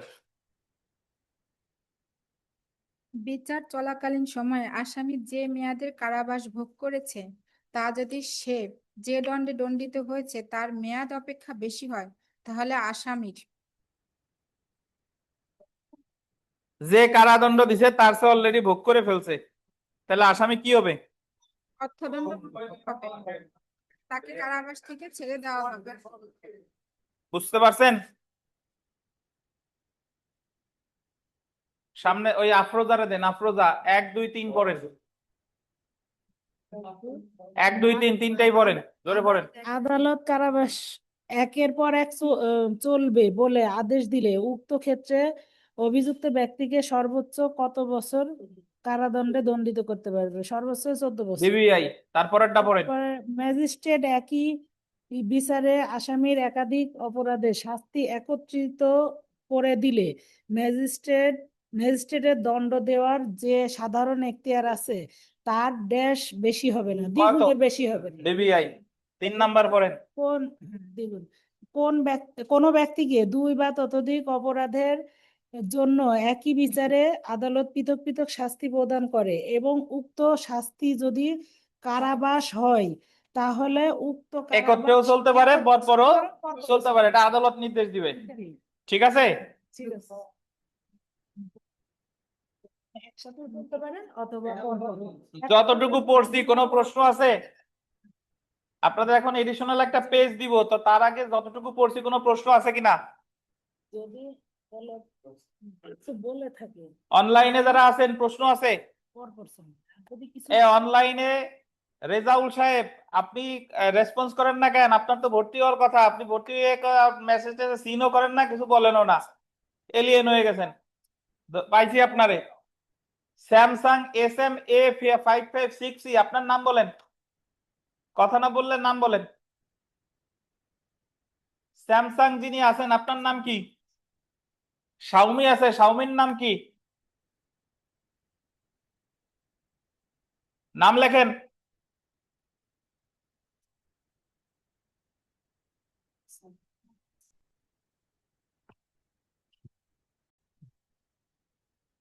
তো প্রথমে 33 ধারা এখানে আছে, 33 ধারা যেহেতু আমরা পড়ছি অলরেডি, এই জায়গা আর পড়বো না। আর ধারা 36টা দেখেন।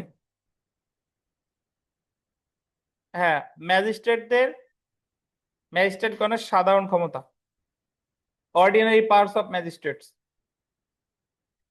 3য় তফসিলে সকল জুডিশিয়াল এবং বিচারিক ম্যাজিস্ট্রেটের সাধারণ ক্ষমতা বর্ণিত আছে। সো যদি আপনাকে বলে যে ম্যাজিস্ট্রেটদের সাধারণ ক্ষমতা কত তফসিলে আছে, 3য় তফসিলে কত ধারা? 36। ধারা 37 দেখেন, ম্যাজিস্ট্রেটগণের উপর অর্পণযোগ্য অতিরিক্ত ক্ষমতা, এডিশনাল পাওয়ারস কনফারেবল অন ম্যাজিস্ট্রেটস, 4র্থ তফসিল। তাহলে 4র্থ তফসিলের বিষয়বস্তু আছে কত ধারায়? 37 ধারায়। আর 3য় তফসিল 36 ধারা।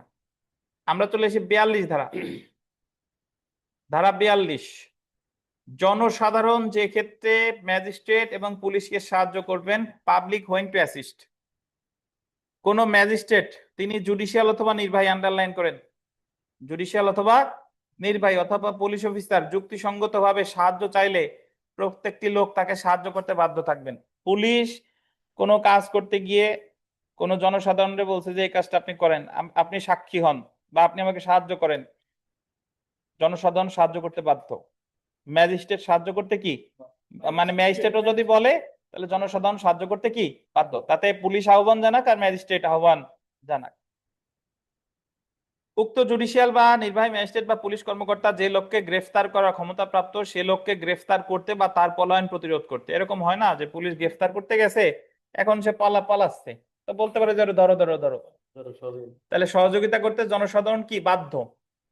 শান্তিভঙ্গের আশঙ্কা প্রতিরোধ অথবা শান্তিভঙ্গ দমন করতে অথবা রেলপথ, খাল, টেলিগ্রাফ অথবা সরকারি সম্পত্তির প্রতি ক্ষতির প্রচেষ্টা প্রতিরোধের ব্যাপারে সাহায্য করতে বাধ্য। যদি কেউ আপনার শান্তিভঙ্গের আশঙ্কা দেখা দেয়, সরকারি কোনো জিনিসপত্র ভাঙচুর করতেছে, ক্ষয়ক্ষতি করতেছে, তাহলে সেই ক্ষেত্রে জনসাধারণের প্রতি যদি আহ্বান জানায়, তারা এটা করতে কি বাধ্য। এখন পুলিশ বা ম্যাজিস্ট্রেট একজনকে বলছে যে আমাদের সহায়তা করো, সে যদি সহায়তা না করে, তাহলে ফৌজদারি কার্যবিধির 42 ধারার বিধান সে কি করছে? লঙ্ঘন করছে। তাহলে এই ক্ষেত্রে কি হবে দেখেন, 42 ধারায় যদি কোনো ব্যক্তি সরকারি কোনো কর্মকর্তাকে সহায়তা না করেন, তবে তিনি দণ্ডবিধি 1860-এর 187 ধারায় দণ্ডিত হবেন। তাহলে 42 ধারায় যদি আপনি কি না করেন, সহায়তা কি না করেন, তাহলে দণ্ডিত হবেন কত ধারায়? দণ্ডবিধির কত ধারায়? 187 ধারায়। সহায়তা মানে ওই যে বললাম যে আপনারা গ্রেফতার করতে আসছে, এখন আপনি পালাই যাচ্ছেন, সামনে দোকানদার আছে, দোকানদারে বললো যে ওরা ধরো ধরো ধরো, সে ধরে নাই, এই হলো সহায়তা। উনি যে কোনো বা উনি অনেক কিছু জব্দ করছে, আপনার বলছে যে আপনি সাক্ষী হন, কিন্তু আপনি সাক্ষী হচ্ছেন না, সেই ক্ষেত্রে বুঝতে পারছেন, তাহলে দণ্ডিত হবেন কত ধারায়? 187 ধারায়। শাস্তি হলো 1 মাস 200 টাকা। শাস্তি মনে না রাখলেও হবে, জাস্ট মনে রাখেন যে সহায়তা করতে বাধ্য কত ধারায়? 42 ধারায়। আর 42 ধারায় যদি সহায়তা না করে, তাহলে দণ্ড হবে দণ্ডবিধির কত ধারায়? 44 ধারায় আসেন, 44 সেকশন 44।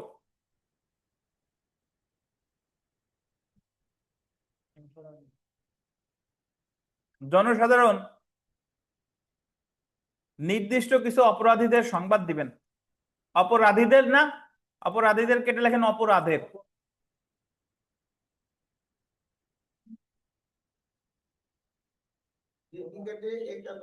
অপরাধের, জনসাধারণ নির্দিষ্ট কিছু অপরাধের সংবাদ দিবেন।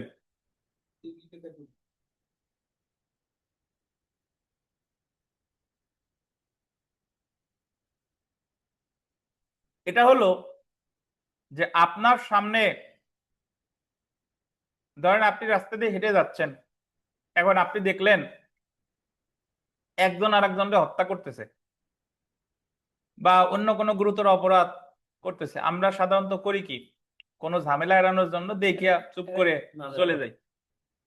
কিন্তু ফৌজদারি কার্যবিধি 44 ধারায় বলছে, 44 সেকশন 44 বলছে যে আপনার সামনে যদি নির্দিষ্ট কিছু অপরাধ সংঘটিত হয়, তাহলে এই অপরাধের তথ্য দিতে আপনি বাধ্য। তথ্য কাকে দিবেন? ম্যাজিস্ট্রেট বা পুলিশকে। কাকে? ম্যাজিস্ট্রেট বা পুলিশকে। এবং তথ্য যদি আপনি না দেন, তাহলে বরং আপনি অপরাধ করেছেন। তাহলে চুপ করে চলে যাওয়া যাবে না। দেখেন এই যে এখানে দেখেন, কোন লোক দণ্ডবিধির 121 হলো বাংলাদেশের বিরুদ্ধে যুদ্ধ ঘোষণা আছে 121 ক, 122 থেকে 124 ক, আর আছে 302 থেকে 304। 302 থেকে 304 হলো খুন আর নিন্দনীয় নরহত্যা। অন্যান্য ধারার অধীনে শাস্তিযোগ্য কোনো অপরাধ করেছে বা করার অভিপ্রায় আছে জানতে পারলে প্রত্যেকটি লোক অবিলম্বে, আন্ডারলাইন করবেন, নিকটতম ম্যাজিস্ট্রেট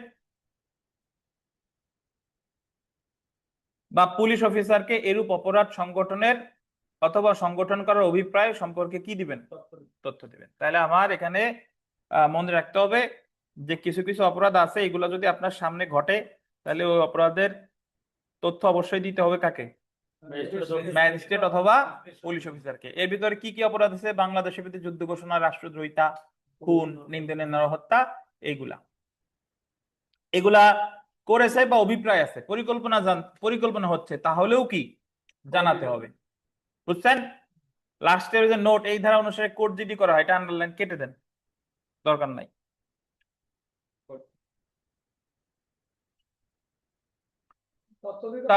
হ্যাঁ, তাহলে হ্যাঁ বাধ্য, হ্যাঁ না দিলে এই যে নিচে লেখেন, সংবাদ না দিলে দণ্ডবিধির 176 ও 2 অথবা 202 ধারা দণ্ডিত হবেন। লেখেন, সংবাদ না দিলে সংবাদ না দিলে দণ্ডবিধির 176 ও 202 ধারায় দণ্ডিত হবেন। 302 না, 202 ও 202। সংবাদ না দিলে দণ্ডবিধির 176 ও কত ধারা, 202 ধারায় কি হবে, দণ্ডিত হবে।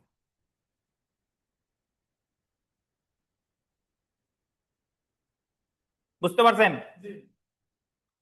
তো তাহলে এই যে যে এই অপরাধের সংবাদ আমি দেই নাই, আমি বাসায় চুপচাপ করে চলে গেছি, তাহলে এটাও আমার একটা কি হয়েছে, অপরাধ হয়েছে। আমি দণ্ডিত হব দণ্ডবিধির 176 ও 202 ধারায়। তাহলে জনসাধারণ ম্যাজিস্ট্রেট বা পুলিশকে সাহায্য করতে বাধ্য 42, নির্দিষ্ট অপরাধের তথ্য দিতে বাধ্য কত, 44। এবার চলে আসেন 45, ধারা 45।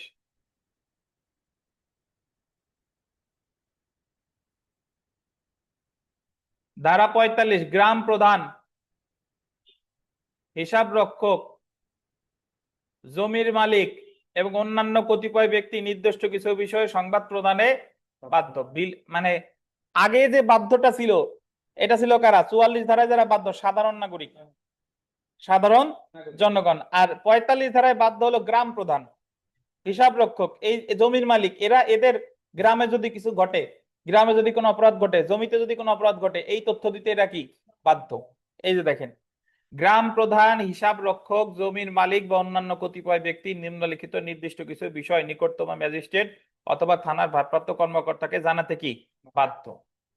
গ্রামে চোরাই মালের কোনো গ্রাহক বা বিক্রেতার বাসস্থান, গ্রামে যদি কেউ কোনো চোরাই মালের গ্রাহক থাকে বা বিক্রয় করে, সেটা অবশ্যই কি জানাতে হবে।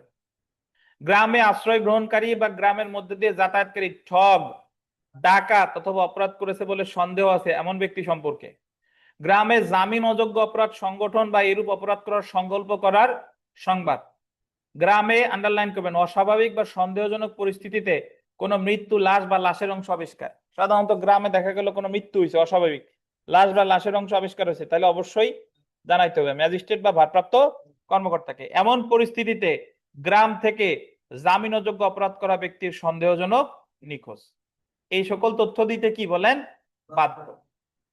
দেখেন 44 ও 45 ধারায় তথ্য দিতে বাধ্য ব্যক্তি যদি নিকটস্থ পুলিশ বা ম্যাজিস্ট্রেটকে তথ্য না দেয়, তবে উক্ত ব্যক্তির দণ্ডবিধি 1860 এর 202, সাথে লেখেন 176, 202 কত, 176 ধারায় দণ্ডিত হবেন, যার শাস্তি হলো যে কোনো বর্ণনার 6 মাস কারাদণ্ড, অর্থদণ্ড বা উভয়। তো তাহলে জনসাধারণ পুলিশ বা ম্যাজিস্ট্রেটকে সহায়তা করবে 42 নাকি, সহায়তা করবে 42 ধারা না, 42। নির্দিষ্ট কিছু অপরাধ যদি সংগঠিত হয়, তাহলে জনসাধারণ জানাবে 44, কত, 44। গ্রাম প্রধান, হিসাব রক্ষক, গ্রাম প্রধান, হিসাব রক্ষক, জমির মালিক, এরা জানাবে কত, 45। এরা যদি না জানায়, 44 45 যদি অমান্য করে, তাহলে দণ্ডিত হবে কত, 202 আর কত, 176। হ্যালো, কোথায় আসছেন? একটু পরে আসেন, 5-10 মিনিট। হ্যাঁ, আচ্ছা, বুঝতে পারছেন? এখানে ছোট্ট করে লেখেন যে গ্রাম প্রধান নিয়োগ দেয় জেলা ম্যাজিস্ট্রেট। লেখেন গ্রাম প্রধান নিয়োগ দেয় জেলা ম্যাজিস্ট্রেট। ওই 45 ধারার ওই জায়গায় প্রশ্ন আসবে যে গ্রাম প্রধান নিয়োগ দেয় কে।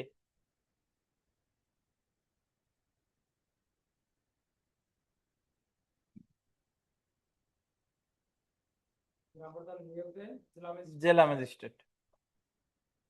পরীক্ষায় প্রশ্ন আসবে যে গ্রাম প্রধান নিয়োগ দেয় কে।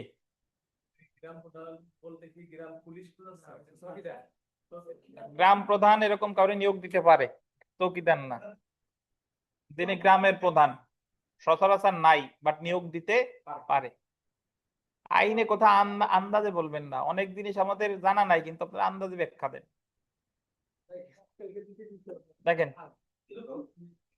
এই যে গ্রাম প্রধান চৌকিদার বানাই দিয়েছেন একজন, দেখেন দেখেন। আচ্ছা, ধারা 46 আসেন। তাহলে যদি পরীক্ষায় প্রশ্ন আসে যে গ্রাম প্রধান নিয়োগ দেয় কে? জেলা ম্যাজিস্ট্রেট। ধারা 46 দেখেন কিভাবে গ্রেফতার করতে হয়, arrest how made. Police officer বা আন্ডারলাইন করবেন, পুলিশ অফিসার বা ক্ষমতাপ্রাপ্ত অন্য কোনো ব্যক্তি আন্ডারলাইন করবেন স্পর্শ বা আটকের মাধ্যমে গ্রেফতার করবে। কিভাবে করবে? স্পর্শ বা আটক। পরীক্ষায় যদি প্রশ্ন আসে যে হ্যাঁ তানভীর সাহেব, ওয়ালাইকুম আসসালাম, জি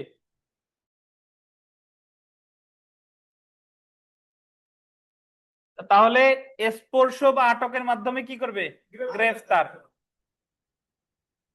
যদি পরীক্ষায় প্রশ্ন আসে যে গ্রেফতারের ক্ষেত্রে হাত করা পড়ানো বাধ্যতামূলক কিনা, বাধ্যতামূলক ভাই, বাধ্যতামূলক না। কি করতে হবে? স্পর্শ বা আটক। যদি স্পর্শ বা আটকের মাধ্যমে গ্রেফতার করা না যায়, তারপর হলো গ্রেফতার ভাঙাচোরা যা যা আছে সবকিছু। গ্রেফতারের চেষ্টায় বাধা দিলে, গ্রেফতারের চেষ্টায় বাধা দিলে সকল প্রয়োজনীয় পন্থা অবলম্বন করা যাবে। তারপরের লাইনটা বিবিআই, মৃত্যুদণ্ড বা যাবজ্জীবন কারাদণ্ডযোগ্য অপরাধে অভিযুক্ত আসামিকে গ্রেফতার করার জন্য মৃত্যু ঘটানো যেতে পারে।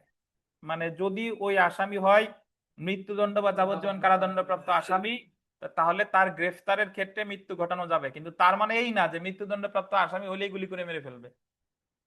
গ্রেফতারের স্বার্থে তার মৃত্যু ঘটানো যাবে। কত ধারা? 46 ধারা। পরীক্ষায় প্রশ্ন আসবে যে গ্রেফতারের ক্ষেত্রে মৃত্যু ঘটানো যেতে পারে কোন ধরনের আসামিকে? মৃত্যুদণ্ড বা যাবজ্জীবন কারাদণ্ডপ্রাপ্ত মানে ওই অপরাধের অভিযুক্ত আসামির ক্ষেত্রে। আর গ্রেফতারের ক্ষেত্রে কি কি করতে হবে? স্পর্শ বা আটক। গ্রেফতার কিভাবে করতে হয়? কত ধারা আছে? 43 ধারা। বুঝছেন? ধারা 51-তে আসি। গ্রেফতারকৃত ব্যক্তির দেহ তল্লাশি, সার্চ অফ অ্যারেস্টেড পারসন।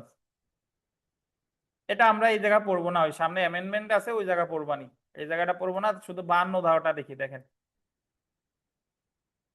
স্ত্রী লোকের দেহ তল্লাশির পদ্ধতি, মোড অফ সার্চিং উইমেন।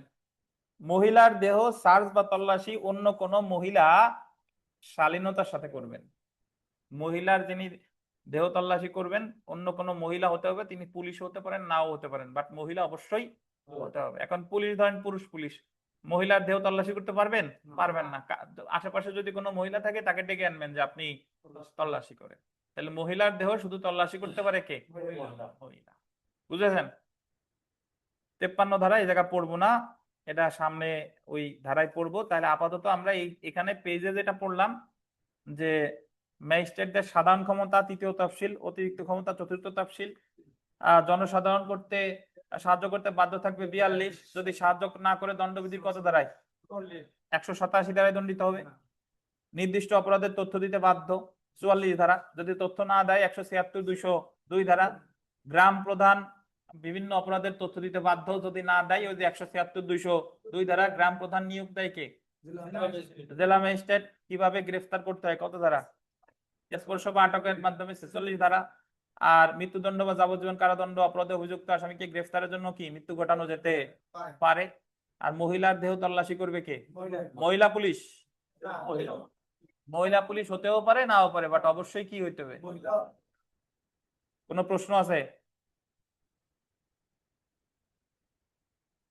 আচ্ছা, অনলাইনে কোনো প্রশ্ন আছে কারো? অনেক পড়ছি নাকি? আজকে আপনাদের পড়া এতটুকুই। আগামীকাল আসবেন, আগামীকাল 40 মার্কের পরীক্ষা পড়ে আসবেন। এই যে যতটুকু পড়লাম শুরু থেকে, এই যে যতটুকু পড়ছি এটার উপরে 40 মার্কের ক্লাস টেস্ট। একটা ক্লাস টেস্ট অলরেডি হয়েছে।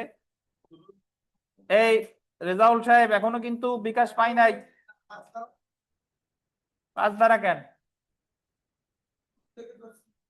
শুরু কি 5 ধারাতে পড়ছি আমরা? একদম বইয়ের প্রথম থেকে 3 ক্লাস প্রথম ক্লাস। রেজাউল সাহেব বিকাশ কিন্তু আসে নাই। তো ঠিক আছে, ভালো থাকেন, আজকে এই পর্যন্তই। অ্যামেন্ডমেন্ট আপাতত লাগায়েন না, কালকে যে জায়গা পড়বানি ওই জায়গা লাগাইতে হবে। রেজাউল সাহেব বিকাশ আসে নাই, ঠিক আছে।